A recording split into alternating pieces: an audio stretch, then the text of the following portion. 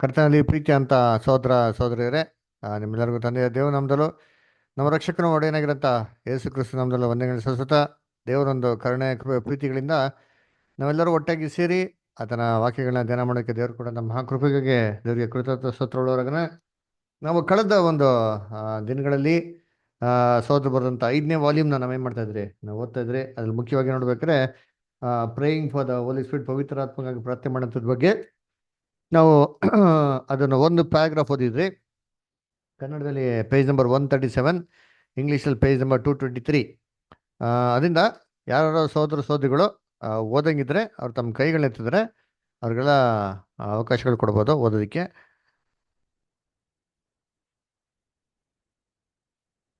ಪರಲೋಕದ ತಂದೆಯು ನಾವು ಹೆಚ್ಚು ಹೆಚ್ಚಾಗಿ ಪವಿತ್ರಾತ್ಮವನ್ನು ಬಯಸಿ ಅದಕ್ಕಾಗಿ ಬೇಡಿಕೊಳ್ಳುವುದರಲ್ಲಿ ಸಂತೋಷಿಸುತ್ತಾನೆ. ಇದು ಆತನ ಆತ್ಮನೊಂದಿಗೆ ಪೂರ್ಣ ಸಾಮರಸ್ಯದಲ್ಲಿರುವ ಪ್ರವೃತ್ತಿಯಾಗಿದೆ. ಆದುದರಿಂದ ಯಾರು ಈ ರೀತಿಯಲ್ಲಿ ಬಯಸಿ ಅದಕ್ಕಾಗಿ ಬೇಡಿಕೊಳ್ಳುತ್ತಾರೋ ಅವರು ತಮ್ಮ ಈ ಒಳ್ಳೆಯವುಗಳನ್ನು ಆತನ ಇಚ್ಛಾನುಸಾರವಾಗಿ ಹೊಂದಿಕೊಳ್ಳುವರು. ತಂದೆಯು ಅವರಲ್ಲಿ ಅಥವಾ ಅವರ ಸುತ್ತಮುತ್ತಲೂ ಇರುವ ಎಲ್ಲಾ ಅಡ್ಡಿ ಆತಂಕಗಳನ್ನು ಅವರುಗಳು ಜಯಿಸ್ಲಿಕ್ಕಾಗುವಂತೆ ಮತ್ತು ಅವುಗಳು ನಿವಾರಣೆಯಾಗುವಂತೆ ಮತ್ತು ಆತನ ಪ್ರೀತಿಯ ಆತ್ಮವು ಅವರಲ್ಲಿ ಹೆಚ್ಚಾಗಿ ತುಂಬಿಕೊಳ್ಳುವಂತೆ ಅಪ್ಪಣೆ ಕೊಡಲು ಸಂತೋಷಿಸುತ್ತಾನೆ. ಆದರೆ ಇದರಲ್ಲಿ ಪವಿತ್ರಾತ್ಮನ ಸ್ನಾನವನ್ನು ಹೊಸದಾಗಿ ಹೊಂದಿಕೊಳ್ಳಬೇಕಾದ ಅಗತ್ಯತೆ ಇರುವುದಿಲ್ಲ. ಈ ದೀಕ್ಷಾ ಸ್ನಾನವು ಪ್ರಾರಂಭದಲ್ಲಿ ಉಂಟಾಯಿತು, ಆದರೆ ಈಗ ಉಳಿದಿರುವುದು ಎಲ್ಲಾ ದಿಕ್ಕುಗಳಲ್ಲಿಯೂ ತೂಪುಗಳನ್ನು ತೆರೆಯುವುದು. ಹೀಗಾಗಿ ಪ್ರೀತಿಯ ಮತ್ತು ಸತ್ಯದ ಪವಿತ್ರಾತ್ಮನು ಒಳನುಗ್ಗಲು ಮತ್ತು ನಮ್ಮಗಳ ಎಲ್ಲಾ ಕೃತ್ಯಗಳಲ್ಲಿ, ಮಾತುಗಳಲ್ಲಿ, ಆಲೋಚನೆಗಳಲ್ಲಿ ವ್ಯಾಪಿಸಿಕೊಳ್ಳಲು ಅನುಕೂಲವಾಗುವುದು. ಯಾವುದು ಈ ತೂಬನ್ನು ಅಡ್ಡಗಟ್ಟುತ್ತದೆ ಮತ್ತು ಇದರ ಅಡೆತಡೆಗಳನ್ನುಂಟು ಮಾಡುತ್ತದೆ ಎಂದು ತಿಳಿದುಕೊಳ್ಳಲು ನಮಗೆ ದೈವಿಕ ಸಹಾಯದ, ದೇವರ ಜ್ಞಾನದ ಮತ್ತು ಅನುಗ್ರಹದ ಕಾರ್ಯಾಚರಣೆಯ ಅವಶ್ಯಕತೆ ಇದೆ. ಇದು ಈ ಅಡ್ಡಿ ಆತಂಕಗಳನ್ನು ನಿವಾರಿಸಿಕೊಳ್ಳಲು ಸಹಾಯವಾಗುತ್ತದೆ. Thank you. ಸೊ ಕರ್ತನಲ್ಲಿ ಪ್ರೀತಿ ಅಂತ ಸೋದರಗಳೇ, ಕಳೆದ ವಾರ ನಾವೇನಪ್ಪ ನೋಡಿದ್ರಿ, ಒಂದು ವಾಕ್ಯ ನೋಡಿದ್ರಿ. ಅದರ ಯೇಸು ಕ್ರಿಸ್ತ ಹೇಳ್ತಾರೆ, ಲೂಕ 11ನೇ ಅಧ್ಯಾಯ 13ನೇ ವಾಕ್ಯ.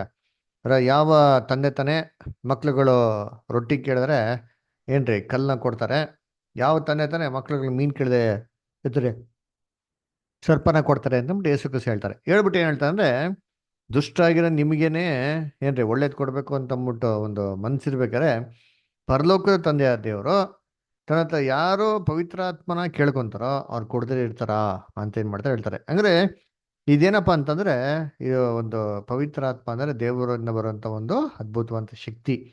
ಅಂದ್ರೆ ಇದರಲ್ಲಿ ದೇವ್ರು ತುಂಬಾ ಏನ್ ಕಪ್ಪ ಮೆಚ್ತಾರೆ ಅಂತಂದ್ರೆ ಏನ್ರಿ, ನಮ್ಮ ಬಲಹೀನತೆಗಳನ್ನ ಜಯಿಸೋದಿಕ್ಕೆ ದೇವ್ರ ಹತ್ರ ಸಹಾಯ ಕೇಳ್ಬೇಕಾದ್ರೆ ದೇವ್ರು ಏನಪ್ಪ ಮಾಡ್ತಾರೆ, ಅದನ್ನ ತುಂಬಾ ಏನ್ ಮಾಡ್ತಾರೆ, ಅಪ್ರಿಷಿಯೇಟ್ ಮಾಡ್ತಾರೆ. ಯಾಕಪ್ಪ ಅಂತಂದ್ರೆ, ಒಂದು ಬಲಶಾಲಿ ಏನ್ರಿ ಜಯ ಹೊಂದಿ ದೇವ್ರ ಬಂದು ನಿಂತ್ಕೊಳೋದು ಅದೇನು ದೊಡ್ಡ ಗ್ರೇಟ್ ಅಲ್ಲ ರೀ. ಯಾಕಂದ್ರೆ ಅವತ್ತು ಸಂಪೂರ್ಣವಾಗಿರೋಂಥ ಬಲ ಏನಾಗಿದೆ ಇದೆ. ಆದರೆ ಒಂದು ಬಲಹೀನವಾಗಿರೋಂಥ ಒಬ್ಬ ವ್ಯಕ್ತಿ ದೇವ್ರ ಕೃಪೆನ ಹೊಂದ್ಕೊಂಡು, ದೇವ್ರ ದಯನ ಹೊಂದ್ಕೊಂಡು ಸಂಪೂರ್ಣವಾಗಿ ಎಲ್ಲವನ್ನು ಜಯಿಸಿ ದೇವ್ರಿಗಾಗಿ ನಿಂತ್ಕೊಳೋದೇನ್ರಿ, ದೇವ್ರು ತುಂಬ ಅದನ್ನ ಮೆಚ್ಚಂಥ ವಿಚಾರ. ಅದರ ಉದಾಹರಣೆ ನೋಡ್ಬೇಕಾದ್ರೆ ಗೋಲಿಯಾತನ ಹೊಡೆಯೋದಕ್ಕೆ ಸೌಲ್ ರಾಜ್ಯಂಕೆಲ್ಲ ಆಗ್ಬೋದಾಗಿತ್ತೇನೋ ಅಲ್ಲರ. ಅದು ಮನ್ಸು ಮಾಡಿದ್ರೆ ಸೌಲ್ ರಾಜ್ಯ ಮಾಡುತ್ತೆ ಆರಾಮ್ಗವನು ಹೊಡೆದಾಕ್ಬೋದಾಗಿತ್ತು ಅಲ್ಲರ. ಆದರೆ ಸತ್ಯವೇದಲ್ಲಿ ಏನಪ್ಪ ನೋಡ್ತಾರೆ ಅಂದ್ರೆ, ದಾವಿದ್ ಏನ್ ಮಾಡ್ತಾರೆ, ಮುಂದೆ ಬರ್ತಾನೆ. ದೇವ್ರ ಅದ್ ನೋಡ್ಬಿಟ್ಟು ಏನ್ ಮಾಡ್ತಾರೆ ಗೊತ್ತಾ, ತುಂಬಾ ಮೆಚ್ಚಿಬಿಡ್ತಾರೆ. ದಾವಿದು ಏನಕ್ಕಂತ ಗೋಲಿಯಾತ್ನ ಹೊಡೆಯಕ್ ಹೋಗ್ತಾನೆ ಅಂತ ಸತ್ಯವೇದಲ್ಲಿ ನೋಡ್ದ ಅಂತಂದ್ರೆ ಏನ್ರಿ, ಅವನು ಮೇನ್ ಆಗಿ ಏನ್ರಿ ದೇವ್ರ ಹೆಸರನ್ನ ಏನ್ ಮಾಡ್ತಾನೆ, ಹೇಳಿಸ್ಬಿಡ್ತಾನೆ.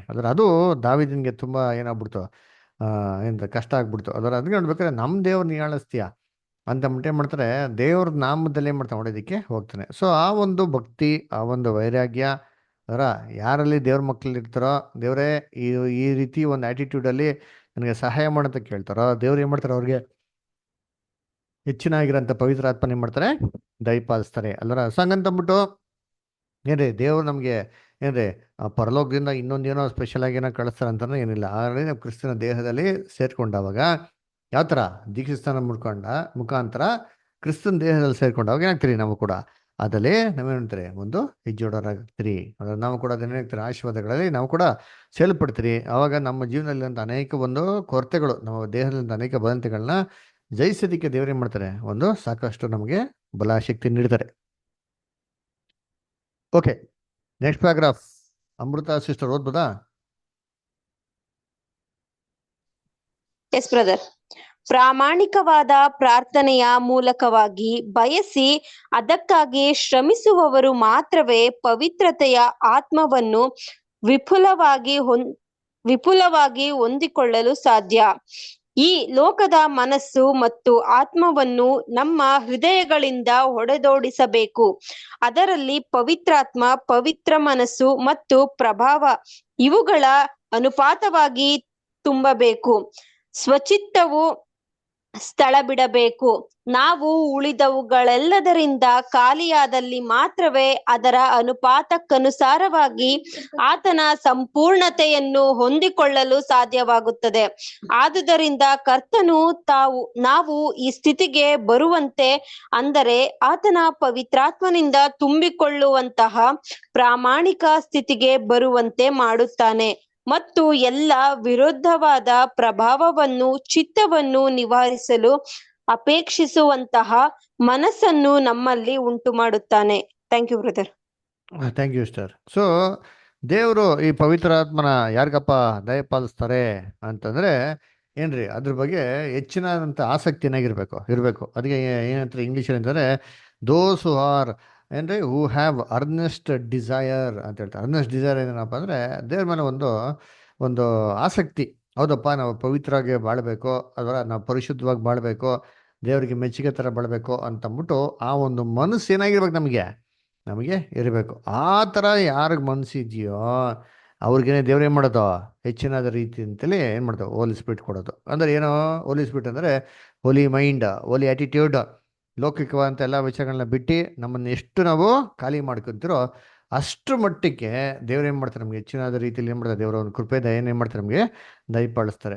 ಸೊ ಅದಕ್ಕೆ ಈ ಥರ ಇಂಟ್ರೆಸ್ಟ್ ಇಲ್ಲ ಅಂತ ತಿಳ್ಕೊಳ್ಳಿ, ಆಸಕ್ತಿನೇ ಇಲ್ಲ ದೇವರಲ್ಲಿ. ಅದರ ನಾನು ಪವಿತ್ರ ಆತ್ಮನಲ್ಲಿ ಭರಿತವನಾಗಿರಬೇಕು, ನಾನು ಆ ದೇವರಲ್ಲಿರೋಂಥ ಮನಸ್ಸು ಉಳ್ಳವನಾಗಿರ್ಬೇಕು ಅಂದ್ಬಿಟ್ಟು ಯಾರಿಗೆ ಮನಸ್ಸಿಲ್ವೋ ಅವ್ರಿಗೆ ಖಂಡಿತವಾಗಿ ಏನಾಗಿದೆ, ದೇವರು ಈ ಪವಿತ್ರ ಆತ್ಮನ ಏನು ಮಾಡೋಕ್ಕಲ್ಲ, ದಯಪಾಲಿಸೋದಕ್ಕೆ ಹೋಗೋದಿಲ್ಲ. ಅದರ ಇನಿಷಿಯಲ್ ಸ್ಟೇಜಲ್ಲಿ ಕಾನ್ಸಂಟ್ರೇಷನ್ ಮಾಡ್ಕೊಂಡಾಗ ಏನೋ ಒಂದು ಇನಿಷಿಯಲ್ ಸ್ಟೇಜಲ್ಲಿ ಸಣ್ಣ ಪುಟ್ಟ ಒಂದು ಲೆವೆಲ್ ಇರ್ತದೋ ಅದು ಹಾಗೇ ಇರ್ತದೆ ಹೊರತು ಅವ್ರ ಜೀವನದಲ್ಲಿ ಏನಾಗಿದೆ, ಯಾವುದೇ ರೀತಿ ಡೆವಲಪ್ಮೆಂಟು ಇರೋದಿಲ್ಲ.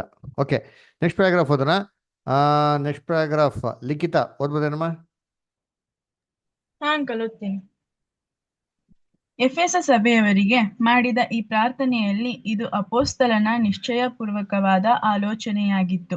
ಕ್ರಿಸ್ತನು ನಿಮ್ಮ ನಂಬಿಕೆಯ ಮೂಲಕ ನಿಮ್ಮ ಹೃದಯಗಳಲ್ಲಿ ವಾಸ ಮಾಡುವ ಹಾಗೆಯೂ ಆತನು ತನ್ನ ಮಹಿಮಾತಿಶಯದ ಪ್ರಕಾರ ಅನುಗ್ರಹಿಸಲಿ.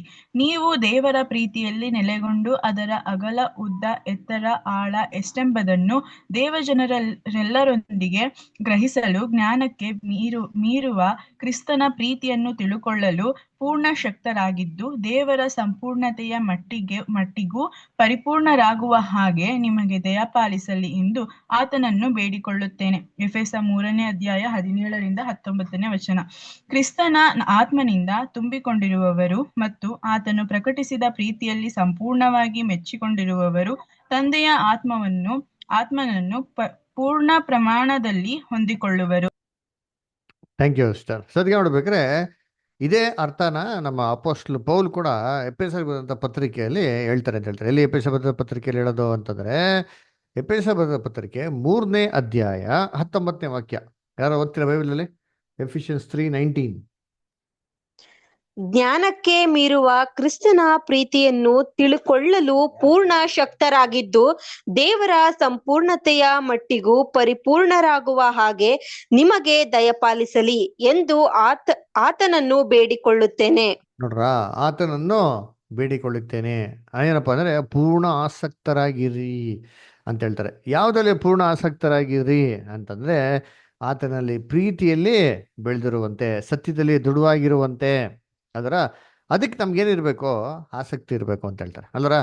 ಈ ಆಸಕ್ತಿ ಅಂದರೆ ದೇವ್ರ ಮೇಲೆ ಅಂತ ಇಂಟ್ರೆಸ್ಟು ಅಂತಾರೆ ಯಾರಿಗಿರ್ತದೋ, ಯಾರಿಗದಲ್ಲಿ ಬೆಳಿಬೇಕು ಅಂತ ಇಂಟ್ರೆಸ್ಟ್ ಇರ್ತದೋ ಅವ್ರಿಗೆ ಏನು ಮಾಡೋದು, ದೇವ್ರು ಹೆಚ್ಚಿನ ರೀತಿಯಲ್ಲಿ ಪವಿತ್ರ ಆತ್ಮ ಏನು ಮಾಡೋದು ಅಲ್ಲಿ ದಯಪಾಲಿಸ. ಅವಾಗ ಏನೇಳೋದು ಅಪೊಸ್ತಲರು ಹೇಳಂತ ಮಾತೇನಾಗೋದು ನೆರವೇರೋದು ಏನಂತಂದರೆ ಪವಿತ್ರ ಆತ್ಮ ಭರಿತವರಾಗಿರಿ.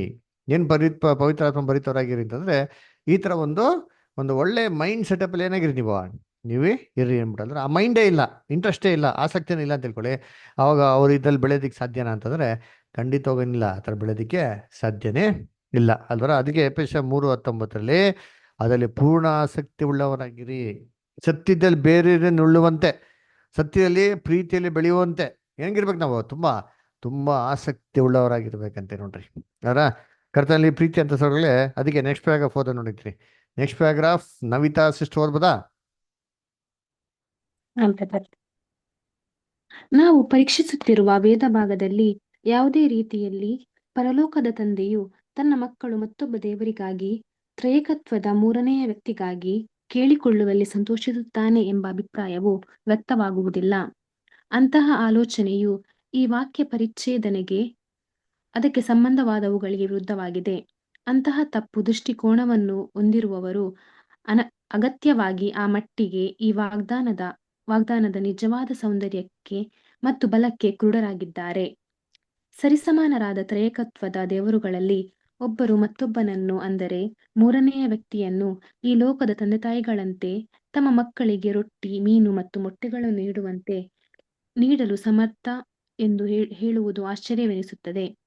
ಮುಂಚಿತವಾಗಿ ಬರುವ ವಾಕ್ಯಗಳನ್ನು ಪವಿತ್ರಾತ್ಮನನ್ನು ದೇವಜನರ ಆತ್ಮಿಕ ಬೆಳವಣಿಗೆಗಾಗಿ ಮತ್ತು ಸಮಾಧಾನಕ್ಕಾಗಿ ದಯಪಾಲಿಸಿರುವ ದೈವಿಕ ಮನಸ್ಸು ಅಥವಾ ಪ್ರಭಾವ ಎಂದು ಸರಿಯಾದ ರೀತಿಯಲ್ಲಿ ಅರ್ಥ ಮಾಡಿಕೊಂಡಾಗಲೇ ಈ ಇಡೀ ಪರಿಚ್ಛೇದವು ನಮಗೆ ಸಮಂಜಸವಾಗಿ ಕಂಡುಬರುತ್ತದೆ. Thank you. Thank you sir. ಸರಿ ನೋಡ್ಬೇಕಾದ್ರೆ ಏನಪ್ಪಾ ಇದು ಪವಿತ್ರಾತ್ಮನ ದೇವ ದಯಪಾಲಿಸ್ತಾರೆ, ಪವಿತ್ರಾತ್ಮ ಹೆಚ್ಚಾಗಿ ಪ್ರೇರ್ ಮಾಡ್ಬೇಕು ಅಂತ ಏನಪ್ಪಾ ಅಂದ್ರೆ, ತ್ರೈಕತ್ವದಲ್ಲಿ ಯಾರೋ ಇನ್ನೊಬ್ಬರು ದೇವ್ರನ್ನ ನಾವು ಎದುರು ನೋಡ್ಬೇಕಾ, ಇನ್ನೊಬ್ರು ದೇವ್ರು ನಮಗೆ ಕೊಡ್ತಾರಾ ಅಂತಂದ್ರೆ ಏನ್ರಿ? ಖಂಡಿತವಾಗಿಲ್ಲ. ನಾವು ಟ್ರಿನಿಟಿ ಬಗ್ಗೆ ಏನ್ ಮಾಡಿದ್ರಿ, ಡೀಟೇಲ್ ಆಗಿ ಕ್ಲಾಸಸ್ ಏನ್ ಮಾಡಿದ್ರಿ, ಕ್ಲೀನ್ ನೋಡ್ಬಿಡ್ತೀರಿ. ಅದರ ತ್ರೈಕತ್ವ ಅಂತ ಪದ ಬೈಬಲ್ನಲ್ಲಿ ಒಂದ್ಸತಿ ಕೂಡ ಏನಾಗೋದಿಲ್ಲ, ಅಲ್ಲಿ ಬರೋದೇ ಇಲ್ಲ ಅಲ್ವರ. ಸೊ ಟ್ರಿನಿಟಿ ಅಂತ ಬಿಟ್ಟು ವರ್ಡ್ ಒಂದ್ಸತಿ ಕೂಡ ಏನಾಗೋದಿಲ್ಲ, ಬರೋದೇ ಇಲ್ಲ ಅಲ್ವರ. ಅದು ಮಾತಲ್ಲ, ಅದು ಕಾನ್ಸೆಪ್ಟ್ ಹೆಂಗಿದೆ ನೋಡಿರ್ತೀರಿ. 3 ಜನ ಇದ್ದಾರೆ ಅಂದ್ರೆ 3 ಈಕ್ವಲ್ ಆಗಿದ್ದಾರೆ ಅಂತ. 3 ಜನ ಈಕ್ವಲ್ ಆಗಿರ್ಬೇಕಾರೆ ಯಾಕೆ ಮತ್ತೊಬ್ರಿಗೆ ದಯಪಾಲಿಸ್ಬೇಕು? ಉದಾಹರಣೆಗೆ ಕ್ರಿಸ್ತನು ಅವರೇ ಸರ್ವಶಕ್ತನಾಗಿ ದೇವರಾಗಿರ್ಬೇಕಾರೆ ಅವ್ರಿಗೆ ಯಾಕೆ ದೇವರು ದಯಪಾಲಿಸ್ಬೇಕು ಪವಿತ್ರಾತ್ಮನ? ಅದರ ಅವರೇ ಪವಿತ್ರಾತ್ಮ, ಅವರೇ ದೇವರು ಆಗಿರ್ಬೇಕಾರೆ ಅವ್ರಿಗೆ ಯಾಕೆ ಪವಿತ್ರಾತ್ಮ ಸೇರಬೇಕಾಗಿತ್ತು? ಅವಶ್ಯಕತೆ ಏನಿತ್ತು? ಅದರ ಎಷ್ಟು ಟೋಟಲ್ ಕನ್ಫ್ಯೂಷನ್ ಆಗಿದೆ ನೋಡಿರ್ತೀನಿ. ಅದಕ್ಕೆ ನೋಡ್ಬೇಕಾದ್ರೆ ಇದೆಲ್ಲ ಕನ್ಫ್ಯೂಷನ್ ನಮ್ಗೆ ಯಾವಾಗ ದೂರ ಹೋಗ್ತದೆ ಅಂತಂದ್ರೆ, ಇದನ್ನು ಸರಿಯಾದ ರೀತಿ ಅರ್ಥ ಮಾಡ್ಕೊಂಡಾಗ ಪವಿತ್ರಾತ್ಮ ಅಂದ್ರೆ ದೇವರಿಂದ ಬರುವಂತ ಒಂದು ಅದ್ಭುತವಂತ ಶಕ್ತಿ ಅಂತ ನಾವು ಅದನ್ನ ಗ್ರಹಿಸ್ಕೊಂಡಾಗೇನೆ ಇವೆಲ್ಲ ಸತ್ಯಾಂಶಗಳು ನಮ್ಗೆ ಕ್ಲೀನ್ ಆಗಿ ಏನಾಗೋದು ಗೊತ್ತಾಗೋದು. ಅವಾಗ ನಮ್ಗೆ ಏನಾಗೋದು, ಕ್ರಿಸ್ತನು ದೇವರ ಏಕೈಕ ಕುಮಾರನು ಈ ಭೂಲೋಕದಲ್ಲಿ ದೇವರ ಚಿತ್ತ ನೆರವೇರಿಸೋದಕ್ಕೆ ಅವ್ರಿಗೆ ಸಂಪೂರ್ಣವಾಗಿರೋಂಥ ದೇವರ ಒಂದು ಶಕ್ತಿ ಬೇಕಾಗಿತ್ತು. ಆ ಶಕ್ತಿನ, ದೇವರ ಒಂದು ಮನಸ್ಸನ್ನ ದೇವರ ಕ್ರಿಸ್ತನ್ಗೆ ಏನ್ ಮಾಡೋರು ಅಂತಂದ್ರೆ ಒಂದು ದೀಕ್ಷೆ ತಗೊಂಡಾಗ ಏನ್ ಮಾಡೋದು, ದಯಪಾಲಿಸಿದ್ರು. ಅದರಿಂದ ನೋಡ್ಬೇಕಾದ್ರೆ ಆ ಒಂದು ದೇವರಲ್ಲಿರೋಂಥ ಮನಸ್ಸಿಂದ ಆ ಲೋಕದಲ್ಲಿ ಏನಂತ ಅನೇಕ ಕೆಲಸಗಳು ಮಾಡೋರು ಮಾಡಿ ಮುಗಿಸಿದ್ ನಾವ್ ಏನ್ ಮಾಡ್ತೀರಿ ನೋಡ್ತೀರಿ. ಅದರ ಸೊ ಹಂಗೆ ಅದೇ ರೀತಿ ದೇವರು ನಮಗೆ ಒಂದು ಬಲ ಶಕ್ತಿ ನೀಡ್ತಾರೆ ಅಂತ ಏನಪ್ಪಾ ಅಂದ್ರೆ, ನಾವು ಕೂಡ ಕ್ರಿಸ್ತನ ಹೆಜ್ಜೆಗಳಲ್ಲಿ ನಡೆದಿ ಅವ್ರ ತರ ಬದುಕಕ್ಕೆ ನಮಗೇನಾಗ್ಲಿ ಸಹಾಯ ಆಗ್ಲಿ, ಬೇಕಾದಂತ ಒಂದು ಸಫಿಷಿಯಂಟ್ ಆಗಿಂತ ಒಂದು ಬಲ ಕೊಡ್ಲಿ ಅಂತಂದ್ಬಿಟ್ಟು. ಓಕೆ, ನೆಕ್ಸ್ಟ್ ಪ್ಯಾರಾಗ್ರಾಫ್ ಯಾರು ಓದ್ತೀರಾ? ಯಾರು ಓದ್ತಿದ್ದೆ ಬುಕ್ಸು? ಬ್ರದರ್ ಸಿಸ್ಟರ್ಸ್,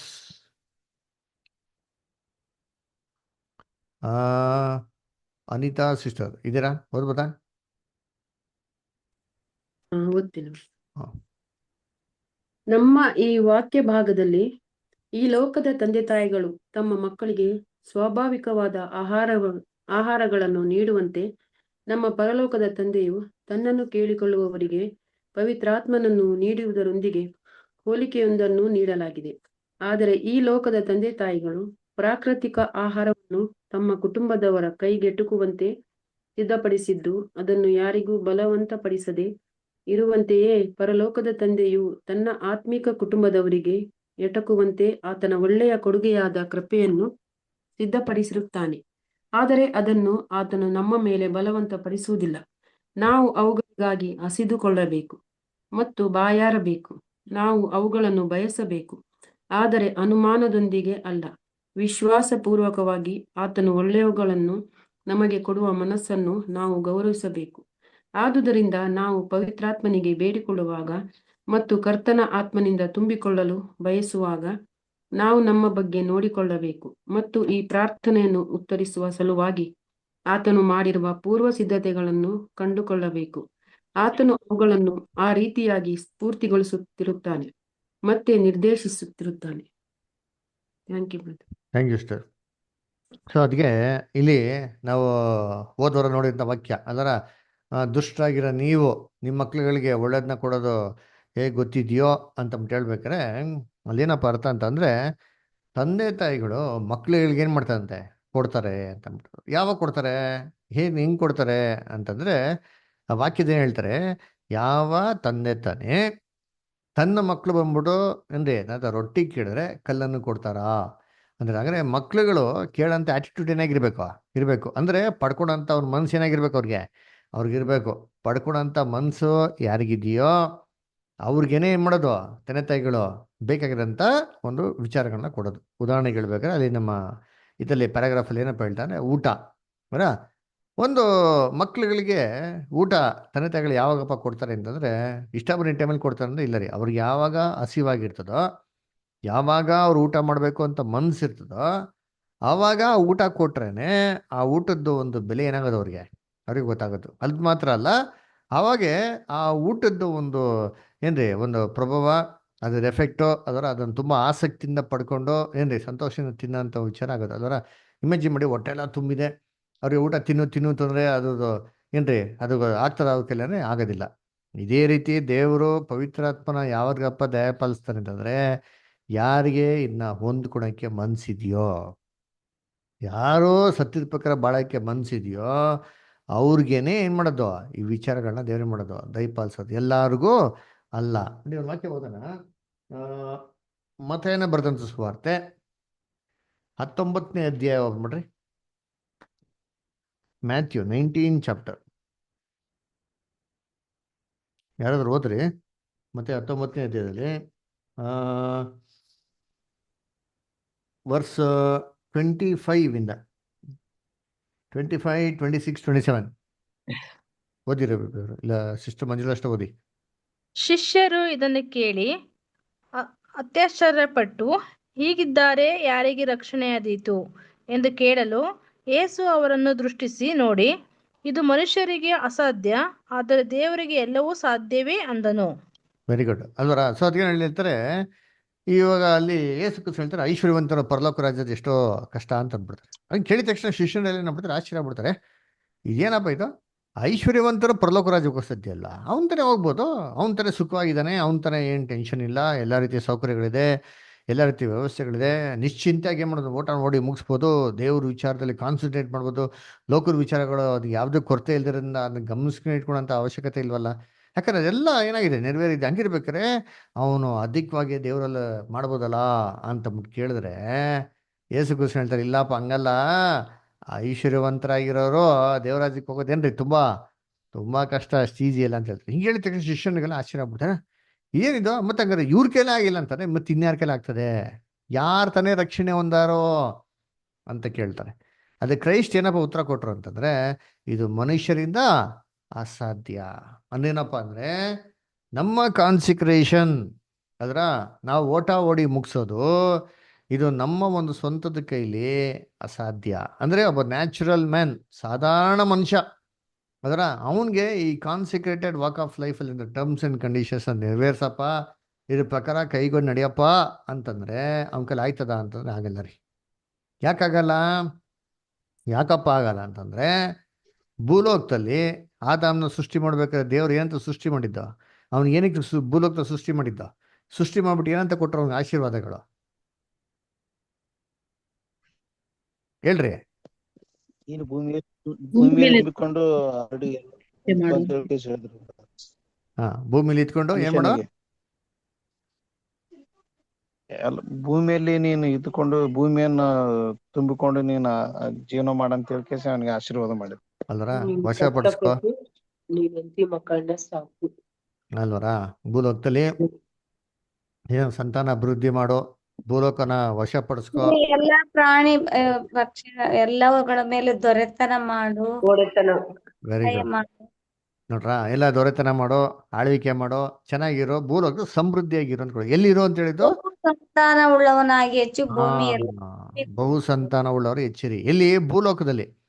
ಹಂಗಾದ್ರೆ ಈ ಭೂಲೋಕದ ಎಲ್ಲಾ ವಿಚಾರಗಳನ್ನ ಬಿಟ್ಟಿ ಅವನು ಪರಲೋಕದ ಭಾವನ ಆಗ್ಬೇಕು ಅಂತಂದ್ರೆ ಇಷ್ಟು ಈಸಿನಾ ಅಂದ್ರೆ ಇಲ್ಲ ರೀ. ದೇವರೇ ತುಂಬಿಟ್ಟಿದ್ದಾರೆ ಮನುಷ್ಯನಲ್ಲಿ, ಯೋಚನೆ ಮಾಡಿದ್ದೀನಿ. ಅವ್ನ ಬ್ಲಡ್ಡಲ್ಲಿ ಇದೆ ಅದು, ಅದರ ಅವ್ನ ಡಿ ಎನ್ ಎಲ್ ಇದೆ. ಇದು ಮಾರ್ಪಾಡು ಮಾಡೋಕ್ಕೆ ಆಗಲ್ಲ. ಅದಕ್ಕೆ ಯೇಸು ಕ್ರಿಸ್ತನು ಹೇಳ್ಬಿಟ್ರು, ಇದ್ರ ಮನುಷ್ಯನ ಕೈಲಿ ಅಸಾಧ್ಯ. ಅಂದ್ರೆ ಭೂಮಿಗಾಗಿ ಸೃಷ್ಟಿ ಮಾಡಲ್ಪಟ್ಟಂತ ಒಬ್ಬ ಮನುಷ್ಯ ಇದನ್ನೆಲ್ಲ ಬಿಟ್ಟು ಅವನ ಕೈಲಿ ಇದನ್ನ ಬದಲಾವಣೆ ಮಾಡ್ಕೊಳಕ್ ಸಾಧ್ಯ ಇಲ್ಲ. ಮತ್ತೆ ಯಾರಿಂದ ಸಾಧ್ಯ? ಯೇಸು ಕ್ರಿಸ್ತ ಅಂತಂದ್ರೆ ಅಲ್ಲೇ ಉತ್ತರ ಕೊಟ್ರು, ವಾಕ್ಯದಲ್ಲಿ ಏನು ಉತ್ತರ ಕೊಡ್ತಾರೆ? ಯಾರಿಂದ ಸಾಧ್ಯ ಅಂತೆ? ಮಂಜುಳಾ ಅಷ್ಟರ್ ಇವಾಗ ಓದಿ. ಸಾಧ್ಯ. Very good. ಮಂಜುಳಾ ಅಷ್ಟರ್ ಓದಿ ಇವಾಗ ಅಂತೀನಿ. 26 ಓದಿ. ಯಾವ್ದು ಅದನ್ನೇ ರಿಪೀಟ್ ಮಾಡಲ್ಲ. 19ನೇ ಅಧ್ಯಾಯ 26ನೇ ವಾಕ್ಯ. ಹೀಗಿದ್ದರೆ ಯಾರಿಗೆ ರಕ್ಷಣೆಯಾದೀತು ಎಂದು ಕೇಳಲು ಯೇಸು ಅವರನ್ನು ದೃಷ್ಟಿಸಿ ನೋಡಿ, ಇದು ಮನುಷ್ಯರಿಗೆ ಅಸಾಧ್ಯ, ಆದರೆ ದೇವರಿಗೆ ಎಲ್ಲವೂ ಸಾಧ್ಯವೇ ಅಂದನು. ನೋಡ್ರಾ, ದೇವರಿಂದ ಏನ್ರಿ ಸಾಧ್ಯ. ಆಮೇಲೆ ನೆಕ್ಸ್ಟ್ ಕಂಟಿನ್ಯೂ.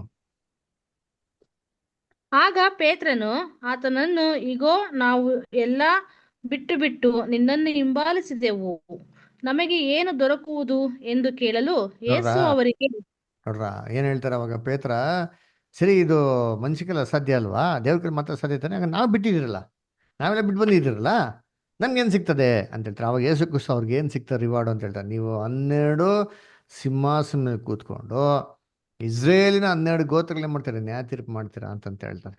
ಅದರ ಹಂಗಾರೆ ಏನಪ್ಪ ಮೀನಿಂಗ್ ಅಂತಂದ್ರೆ ಏನ್ರಿ, ಈ ಬಿಟ್ಕೊಡೋಂಥ ವಿಚಾರ. ಅದರ ಈ ಭೂಲೋಕದಲ್ಲಿ ಮನುಷ್ಯನಾಗಿ ಹುಟ್ಟಿದ್ಮೇಲೆ ಎಷ್ಟೋ ವಿಚಾರಗಳನ್ನ ದೇವ್ರಿಗೋಸ್ಕರ ಬಿಟ್ಕೊಡೋದು, ಇದು ಮನುಷ್ಯನ ಕೈಲಿ ಆಗದಿರೋಂಥ ವಿಚಾರ. ಇದು ಆಗಬೇಕು ನಮ್ಮಲ್ಲಿ, ಇದ್ರಲ್ಲಿ ಪರಿವರ್ತನೆಗಳಾಗಬೇಕು, ಇದನ್ನೆಲ್ಲ ಮಾಡ್ಬೇಕು. ನಾವು ತ್ಯಾಗ ಮಾಡಬೇಕು, ನಾವು ಬಲಿ ಕೊಡಬೇಕು, ನಮ್ಮ ಜೀವಿತನೆಲ್ಲ ಸ್ಯಾಕ್ರಿಫೈಸ್ ಮಾಡಬೇಕು, ಎಲ್ಲ ಬಿಟ್ಕೊಡ್ಬೇಕು, ಎಷ್ಟೋ ನಮ್ಗಿರೋಂಥ ವಿಚಾರಗಳನ್ನ ಅಂತಂದರೆ ಇದು ದೇವರ ಕೃಪೆ ನಮ್ಮ ಮೇಲೆ ಏನ್ರಿ ಬೇಕು. ದೇವರು ನಮ್ಮಲ್ಲಿ ಏನಾಗಬೇಕು, ಬಂದು ವಾಸಿಸ್ಬೇಕು. ದೇವ್ರು ನಮಗೆ ಬಲ ಕೊಡಬೇಕು. ಆತನ ಕೊಡ್ದಿರಿದ್ರೆ ಇವೆಲ್ಲ ಮಾಡೋಕ್ಕೆ ಸಾಧ್ಯ ಇಲ್ಲ. ಅದನ್ನೇ ದೇವ್ರು ಏನು ಮಾಡ್ತಾರೆ, ನಮ್ಗೆ ಕೊಡ್ತಾರೆ. ಹೆಂಗಪ್ಪ ಅಂದರೆ ಪವಿತ್ರಾತ್ಮನ ಮುಖಾಂತರ. ಅದಕ್ಕೆ ನೋಡಿ ಯೋಚನೆ ಮಾಡಿದ್ದೀನಿ, ಯಾರಿಂದಲೂ ಸಾಧ್ಯ ಇಲ್ಲ. ಯಾವ ಮನುಷ್ಯನಿಗೆ ಮಾಡೋಕ್ಕೆ ಇಷ್ಟ ಇಲ್ಲ, ಶ್ರೀಮಂತನೇ ಬೇಜಾರಾಗಿ ಹೋಗ್ಬಿಡ್ತಾನೆ.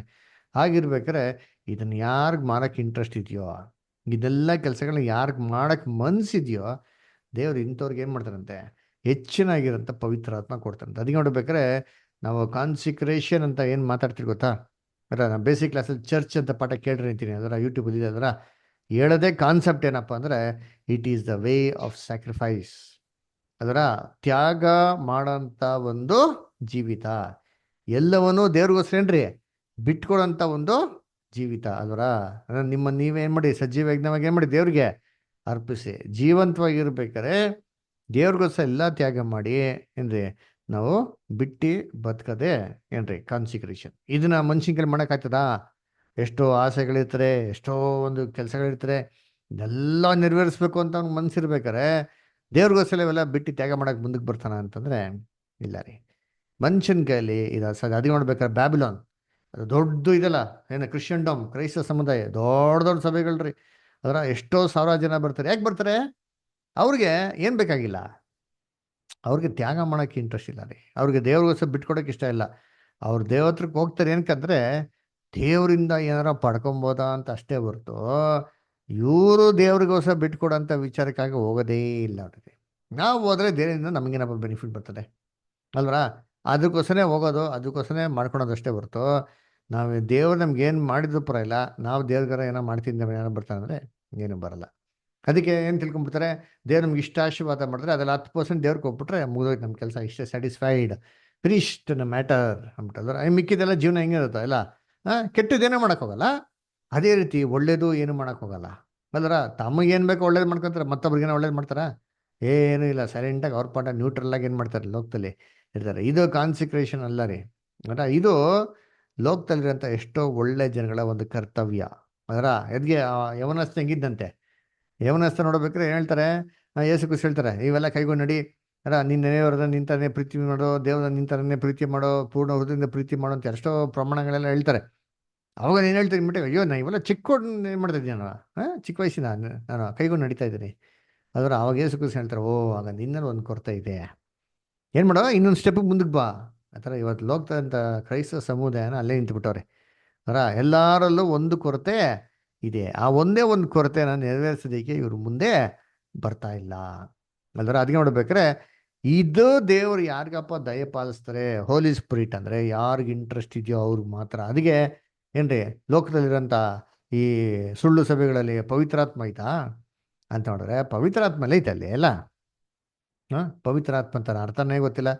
ತಕ ಕುಡಿಯೋದು, ಎಗರಾಡೋದು, ಕೂಗಾಡೋದು, ಏನ್ರಿ ಸಂಗೀತಗಳು ಆಡ್ಬಿಟ್ರೆ ಇವ್ರು ಏನ್ರಿ ಅದೊಂಥರ ಪವಿತ್ರಾತ್ಮ ಅಂತ. ನೋ ಬೈಬಲ್ ಆ ಥರ ಎಲ್ಲೂ ರೆಕಾರ್ಡ್ ನಮ್ಗೆ ಏನು ಮಾಡಿಲ್ಲ, ಕೊಟ್ಟಿಲ್ಲ. ಹಳೆ ಕಾಲದಲ್ಲಿ ಪ್ರವಾದಿಗಳಿಗೆ ಪವಿತ್ರಾತ್ಮ ಬಂತು, ಅದು ತಕ ಕುಡ್ದು ಎಗರಾಡಿ ಕೂಗಾಡಿದ್ರ.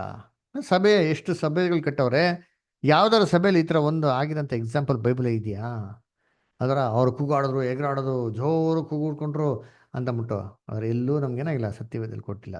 ಅದರ ಪವಿತ್ರ ಆತ್ಮ ಬಂದವಾಗ ಪವಿತ್ರವಾಗಿರೋದಕ್ಕೆ ಫಸ್ಟ್ ಮೈಂಡ್ ಏನಾಗ್ತಾರೆ, ಬರ್ತಾರೆ. ಸಕಲ ಸತ್ಯಕ್ಕೆ ಏನು ಮಾಡ್ತಾರೆ, ಕರ್ಕೊಂಡು ಹೋಗ್ತದೆ ಅಂತ ಏನು ಮಾಡ್ತಾರೆ ಅಲ್ಲಿ ಹೇಳ್ತಾರೆ. ಅದರ ಸದ್ಯಕ್ಕೆ ನೋಡಿದ್ದೆ. ನೆಕ್ಸ್ಟ್ ಪ್ಯಾರಾಗ್ರಾಫ್ ಓದೋಣ.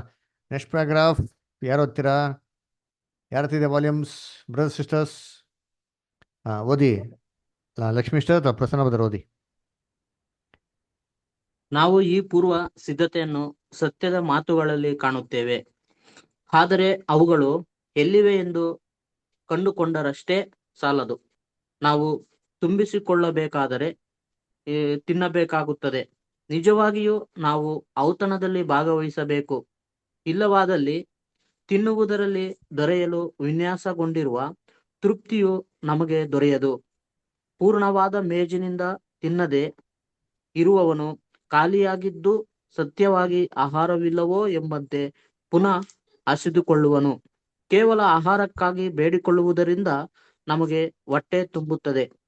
ನಂತರದಲ್ಲಿ ನಾವು ಅದನ್ನು ಸೇವಿಸಬೇಕಾಗುವಂತೆ ದೇವರ ವಾಕ್ಯಗಳನ್ನು ಹೊಂದಿಕೊಳ್ಳುವುದು, ದೇವರಾತ್ಮನಿಂದ ತುಂಬಿಸಿಕೊಳ್ಳುವಂತೆಯೂ ಆತನಿಗೆ ವಿಜ್ಞಾಪಿಸಿಕೊಳ್ಳುವುದು ಮಾತ್ರವೇ ಸಾಲದು. ನಾವು ದೇವರ ವಾಕ್ಯಗಳ ಮೂಲಕ ಆತನ ಆತ್ಮನನ್ನು ಪಡೆದುಕೊಳ್ಳಲು ನಾವು ಅವನ್ನು ಸೇವಿಸಬೇಕಾಗುತ್ತದೆ. ನೋಡ್ರ ಏನು ಸೂಪರ್ ಪಾಯಿಂಟ್ ಹೇಳ್ತಾರೆ. ಕಳೆದ ಪ್ಯಾರಾಗ್ರಾಫ್ ಅಲ್ಲಿ ನೋಡ್ರಿ, ಮಕ್ಳುಗಳಿಗೆ ಆಹಾರ ಕೊಡ್ತಾರೆ. ಯಾವಾಗ ಆಹಾರ ಕೊಡ್ತಾರೆ ಅವ್ರಿಗೆ ತಿನ್ನಕ್ಕೆ ಏನಾಗಿರ್ಬೇಕು, ಇಂಟ್ರೆಸ್ಟ್ ಇರ್ಬೇಕು. ಅವಾಗ ಕೊಟ್ರೆ ಏನ್ರಿ ಅದು ಪ್ರಯೋಜನ ಆಗುತ್ತೆ. ಅದೇ ಥರ ಏನ್ರಿ ಊಟ ಕೊಟ್ಬಿಟ್ರು ಅಂದಿದ ತಕ್ಷಣಕ್ಕೆ ಅದೇನು ಅದು ಆಟೋಮೆಟಿಕ್ಕಾಗಿ ತಮಗೆ ಬೆನಿಫಿಟ್ ಆಗ್ಬಿಡ್ತದ? ಇವಾಗ ಟೈಮ್ ಮೇಲೆ ಊಟ ಐತೆ, ಅದರ ಊಟ ತಿನ್ನೋದೇ ಇಲ್ಲ ಏನ್ರಿ, ಅದು ಸುಮ್ಮನೆ ಊಟ ಇಟ್ಬಿಟ್ಟಿದ ತಕ್ಷಣ ಅದೇ ನಮಗೆ ಪ್ರಯೋಜನ ಆಗ್ತದಾ? ಇಲ್ಲ ರೀ. ಊಟನ ಏನು ಮಾಡ್ಬೇಕು, ತಿನ್ಬೇಕ್ರಿ. ನೋಡ್ರಿ ಅಂತೀನಿ, ಊಟ ತಿನ್ಗ್ರೇನೆ ಏನಾಗುತ್ತೆ ಮೈಗೆ ಅಂತದ್ದು. ಅದೇ ಥರ ಪವಿತ್ರಾತ್ಮ ಬೇಕು ಬೇಕು ಬೇಕು ದೇವ್ರನ್ನ ಕೇಳ್ಕೊಂಬಿಟ್ಟು ದೇವ್ರು ಕೊಡೋಂಥ ಒಂದು ಮಾಧ್ಯಮಗಳ ಮುಖಾಂತರ, ಮೀಡಿಯಮ್ಸ್ಗಳ ಮುಖಾಂತರ, ದೇವ್ರು ಅಷ್ಟು ಅನೇಕ ಒಂದು ಎಕ್ಸ್ಪೀರಿಯನ್ಸ್ಗಳ ಮುಖಾಂತರ, ಅನೇಕ ಒಂದು ಕಾರ್ಯಗಳ ಮುಖಾಂತರ ಏನು ಕೊಡ್ತಾರೆ ದೇವ್ರು ನಮಗೆ? ಒಂದು ಹೋಲಿ ಮೈಂಡ್ ಅಂತ ಕೊಡ್ತಾರೆ. ಅದನ್ನು ನಾವು ಪ್ರಯೋಜನ ಪಡಿಸ್ಕೊಳಲ್ಲ ಅಂತಂದರೆ, ನಮ್ಮ ಜೀವನದಲ್ಲಿ ಇಂಪ್ಲಿಮೆಂಟೇ ಮಾಡಲ್ಲ ಅಂತಂದರೆ ಮತ್ತೇನು ಬೆಳೀತಾರೆ ನಮ್ಮಲ್ಲಿ? ಹೆಂಗೆ ಬೆಳೀತಾರೆ ಹೋಲಿ ಸ್ಪಿರಿಟ? ನಮ್ಮಲ್ಲಿ ಹೋಲಿ ಮೈಂಡ್ ಹೆಂಗೆ ಬರೋಕ್ಕೆ ಸಾಧ್ಯ? ಬಾರೋದಕ್ಕೆ ಸಾಧ್ಯನೇ ಏನ್ರಿ ಇಲ್ಲ. ದೇವರು ನಮಗೆ ದಿನ ಬೆಳಗ್ಗೆಯಿಂದ ಹಿಡ್ದು ಸಾಯಂಕಾಲವರೆಗೂ ಸಿಕ್ಕಾಪಟ್ಟೆ ಅನುಭವಗಳು ಏನು ಮಾಡ್ತಾರೆ ನಮಗೆ ಕೊಡ್ತಾರೆ. ಈ ಅನುಭವಗಳು ಏನು ಕೊಡ್ತಾರೆ? ನಮ್ಮಲ್ಲಿ ಬದಲಾವಣೆ ಆಗಲಿ ಅಂತ. ಅದರ ನಮ್ಮಲ್ಲಿ ಹೋಲಿ ಮೈಂಡ್ ಏನಾಗಲಿ ಬರಲಿ ಅಂಬಿಟ್ಟಂದ್ರೆ, ಈ ಹೋಲಿ ಮೈಂಡು ನನಗೆ ತಗೊಳಕ್ಕೆ ಮನಸ್ಸಿಲ್ಲ, ಈ ಅನುಭವದಲ್ಲಿ ನಮ್ಮ ಪಾಠ ಕಲಿಯೋದಕ್ಕೆ ನನಗೆ ಇಂಟ್ರೆಸ್ಟ್ ಇಲ್ಲ, ಆವಾಗ ನಮ್ಮಲ್ಲಿ ಹೋಲಿ ಮೈಂಡ್ ಹೆಂಗೆ ಬರ್ತದೆ? ಅದರ ಖಂಡಿತವಾಗೂ ಹೋಲಿ ಮೈಂಡು ಬರೋದಕ್ಕೆ ಸಾಧ್ಯನ. ಅದಕ್ಕೆ ಹೇಳ್ತಾರಲ್ಲ, ಊಟ ಇದ್ರೆ ಸಾಲದು, ಊಟಕ್ಕಾಗಿ ಪ್ರಾರ್ಥನೆ ಮಾಡಿದ್ರೆ ಸಾಲದು. ಅದರ ಟೈಮ್ ಇಟ್ಬಿಟ್ಟು ಊಟಕ್ಕಾಗಿ ಪ್ರಾರ್ಥನೆ ಮಾಡ್ಬಿಡ್ತೀನಿ ಅಂದರೆ ಊಟ ನಮಗೇನೋ ಆಶೀರ್ವಾದ ಬಂದ್ಬಿಡ್ತಾರೆ ಅಂದರೆ ಇಲ್ಲ ರೀ. ಅದನ್ನೇ ಮಾಡೋಕೆ ತಗೊಂಡ ತಿನ್ನಬೇಕು, ಡೈಜೆಸ್ಟ್ ಮಾಡ್ಕೊಬೇಕು. ಸೇಮ್ ವೇ ದೇವ್ರ ಹತ್ರ ಬರೀ ಹೋಲಿಸ್ಬಿಟ್ಟಿಗಾಗಿ ಪ್ರಾರ್ಥನೆ ಮಾಡಿದ್ರೆ ಏನೂ ಪ್ರಯೋಜನ ಇಲ್ಲ. ದೇವ್ರು ಕೊಟ್ಟಿರೋಂಥ ಒಂದು ವಿಧಾನಗಳ ಮುಖಾಂತರ ಅದನ್ನೇ ಮಾಡೋಕೆ ನಮ್ಮ ಜೀವನದಲ್ಲಿ ಅಳವಡಿಸ್ಕೊಬೇಕು. ಅದಕ್ಕೆ ನಾವು ಬುದ್ಧಿಹೀನ ಕನ್ಯೆಗಳು, ಬುದ್ಧಿ ಇರೋಂಥ ಕನ್ಯೆಗಳು, ಬುದ್ಧಿ ಇಲ್ದಿರೋಂಥ ಕನ್ಯೆಗಳ ಬಗ್ಗೆ ಓದ್ತಿಲ್ಲ ಮತ್ತೆ 25ನೇ ಅಧ್ಯಾಯದಲ್ಲಿ.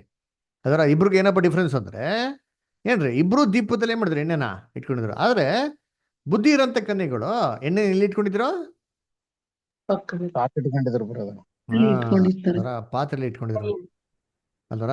ಸೊ ಅದಕ್ಕೆ ನೋಡ್ಬೇಕಾದ್ರೆ ದೀಪ ಅಂದ್ರೆ ಏನಲ್ಲಿ ಅರ್ಥ? ಬೆಳಕು. ಅದನ್ನ ಅರ್ಥ ಏನು ಬೈಬಲಲ್ಲಿ? ದೀಪ ಬೆಳಕು ಅನ್ನೋ ಅರ್ಥ ಏನು ಬೈಬಲಲ್ಲಿ ಏನು ಸೂಚನೆ ಮಾಡ್ತದೆ? ದಾರಿಗೆ ದೀಪ, ವಾಕ್ಯಗೆ ದಾರಿಗೆ ದೀಪ. ವಾಕ್ಯ ಅಂದ್ರೆ ವಾಕ್ಯನ ಯಾವ್ದು? ಎಲ್ಲಿದೆ ವಾಕ್ಯ? ದೇವರ ವಾಕ್ಯ ಎಲ್ಲಿದೆ? ನಮ್ಮಲ್ಲಿ ಇದೆ. ದೇವರ ವಾಕ್ಯ ಎಲ್ಲಿದೆ? ಸತ್ಯವೇದದಲ್ಲಿ ಸತ್ಯವೇದದಲ್ಲಿ ಐತೆ ಅಲ್ವರ. ಬೈಬಲ್ ಅಲ್ಲಿ ಇರೋದ್ರಿಂದ ಅದರ ದೇವರ ವಾಕ್ಯ. ಅಲ್ಲಿ ಗಾಡ್ಸ್ ಹೋಲಿ ಸ್ಪಿರಿಟ್ ಏನಾಗಿದೆ? ಇದೆ ಅಲ್ಲರ ಎಲ್ಲಾ ಕ್ರಿಶ್ಚಿಯನ್ಸ್ ಹತ್ರ ಇವತ್ತೇನಾಗಿದೆ, ದೀಪ ಇದೆ. ಎಲ್ಲರ ಹತ್ರ ಬೈಬಲ್ ಇದೆ. ಆ ಬೈಬಲ್ ಸಾಕಷ್ಟು ಏನಂದ್ರೆ ದೇವ್ರ ಪವಿತ್ರಾತ್ಮ ಐತೆ. ಅಲ್ವರ ಪ್ರಾಬ್ಲಮ್ ಏನಪ್ಪಾ ಅಂದ್ರೆ ಈ ಪವಿತ್ರ ಆತ್ಮ ಅಲ್ಲಿ ಮಾತ್ರ ಇರೋದ್ ಬೇಕಾಗಿಲ್ಲ ರೀ. ಎಲ್ಲಿರ್ಬೇಕು ಅಂದ್ರೆ ಪಾತ್ರೆಯಲ್ಲಿ ಕೂಡ ಇರ್ಬೇಕು. ಪಾತ್ರೆ ಏನ್ರಿ? ಯಾರು ಪಾತ್ರೆ ಅಂದ್ರೆ ಮಣ್ಣಿನ ಪಾತ್ರೆಗಳು ಯಾರು? ನಾವೇ ಬ್ರದರ್. ನಾವು ನಮ್ಮಲ್ಲಿ ಏನಾಗಿಲ್ಲ, ಆ ಒಂದು ಹೋಲಿ ಮೈಂಡ್ ಇಲ್ಲ.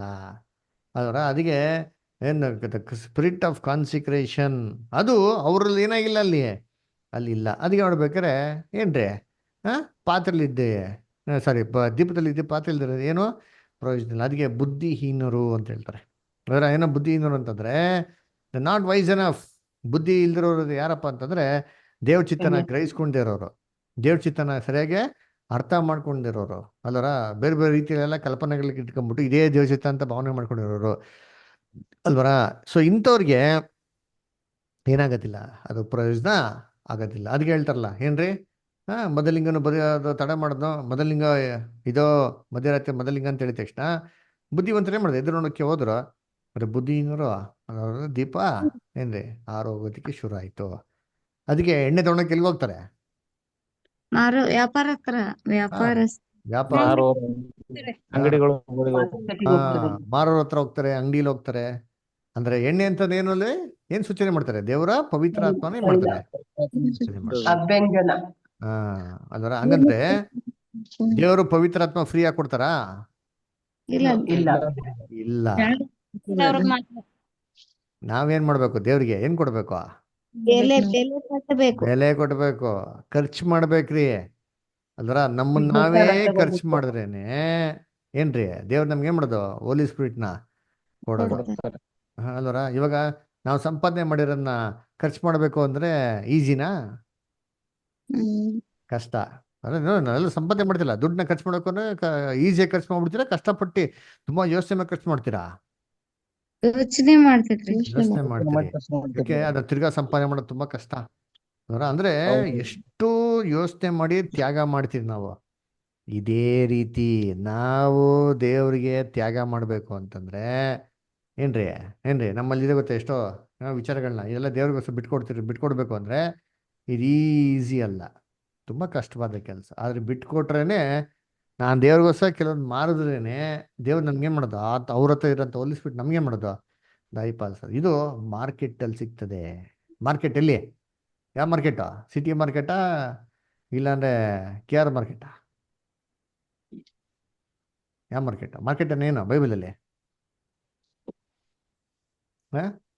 ಮಾರ್ಕೆಟಾ? ಯಾವ ಮಾರ್ಕೆಟ್? ಮಾರ್ಕೆಟಲ್ಲಿ ಏನಿರ್ತಾರೆ? ತುಂಬಾ ಜನಗಳಿರ್ತಾರೆ, ಅದರ ತುಂಬಾ ಗಜ ಗಜ ಅಂತ ಇರ್ತದೆ. ಅವರ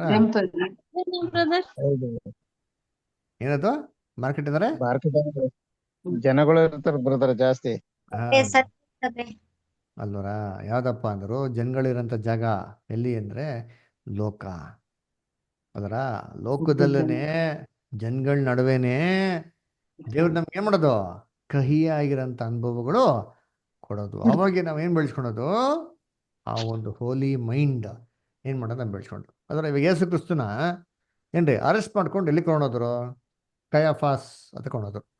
ಅದರ ಅನ್ನನ ಮನೆಗೆ ಏನ್ ಮಾಡ್ಕೊಂಡೋದ್ರು? ಸರಿಯಾಗಿ ಹೊಡೆದ್ರು ಅಲ್ವರ. ಅವಾಗ ಯೇಸು ಕ್ರಿಸ್ತು ಏನಪ್ಪ ಪ್ರೂವ್ ಮಾಡಿ ನೋಡ್ಸಿದ್ರು ಅಂತಂದ್ರೆ ತಾವು ಪರಿಶುದ್ಧವಾಗಿದ್ದಾರೆ, ನಿಷ್ಕಳಂಕರು, ನಿರ್ದೋಷಿ. ಅವ್ರ ಬಾಯಿನಲ್ಲಿ ಒಂದು ಕೂಡ ಏನಾಗಿಲ್ವಂತೆ, ಅದರ ಶಪಿಸ್ಲಿಲ್ಲ, ಒಬ್ರಿಗೆ ಥ್ರೆಟನ್ ಮಾಡಲಿಲ್ಲ, ಬೆದರಿಕೆ ಹಾಕಿಲ್ಲ ಅವರು. ಅದರ ಯಾಕಪ್ಪ ಅಂತಂದ್ರೆ ಏನ್ರಿ ಅವರು ಅಷ್ಟು ಪ್ಯೂರ್ ಆಗಿರಂತ ಪ್ರೂವ್ ಮಾಡಿ ನೋಡ್ಸಿದ್ರು. ಯಾವಾಗ ಪ್ರೂವ್ ಮಾಡಿ ನೋಡ್ಸಿದ್ರು? ಮಾರ್ಕೆಟಲ್ಲಿ, ಜನಗಳ ಮುಂದೆ. ಜನಗಳ ಮುಂದೆ. ಅದೇ ಮಾರ್ಕೆಟ್ ನೋಡ್ರಿ ಅಂತೀನಿ ಅದರ ಆ ಮಾರ್ಕೆಟ್ ಅಲ್ಲಿ ಏನ್ರಿ ಇವರು ಪವಿತ್ರ ಆಗಿದೆ ನೋಡ್ಸಿದ್ರು.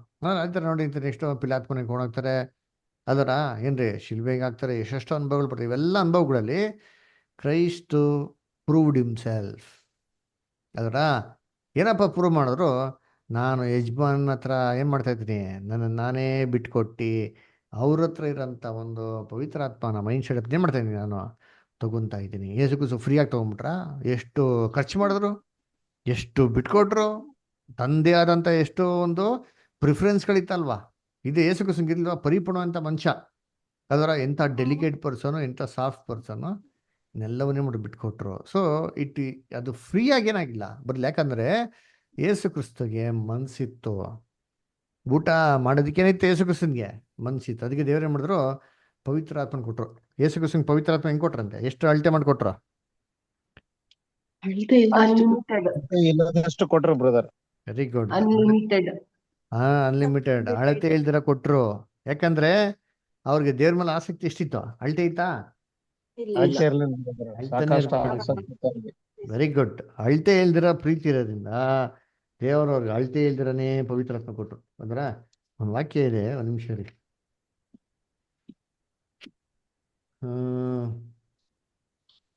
ಐಸಿಯಾ 42:1 ನೋಡಿ.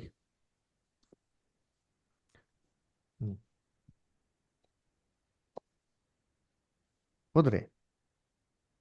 ಇಗೋ ನನ್ನ ಸೇವಕನು, ಹ್ಮ್ ಇವನಿಗೆ ನಾನೇ ಆಧಾರ, ಹ್ಮ್ ಇವನು ನನಗೆ ಇಷ್ಟನು, ನನ್ನ ಪ್ರಾಣ ಪ್ರಿಯನು, ಹ್ಮ್ ಇವನಲ್ಲಿ ನನ್ನ ಆತ್ಮವನ್ನು ಇರಿಸಿದ್ದೇನೆ.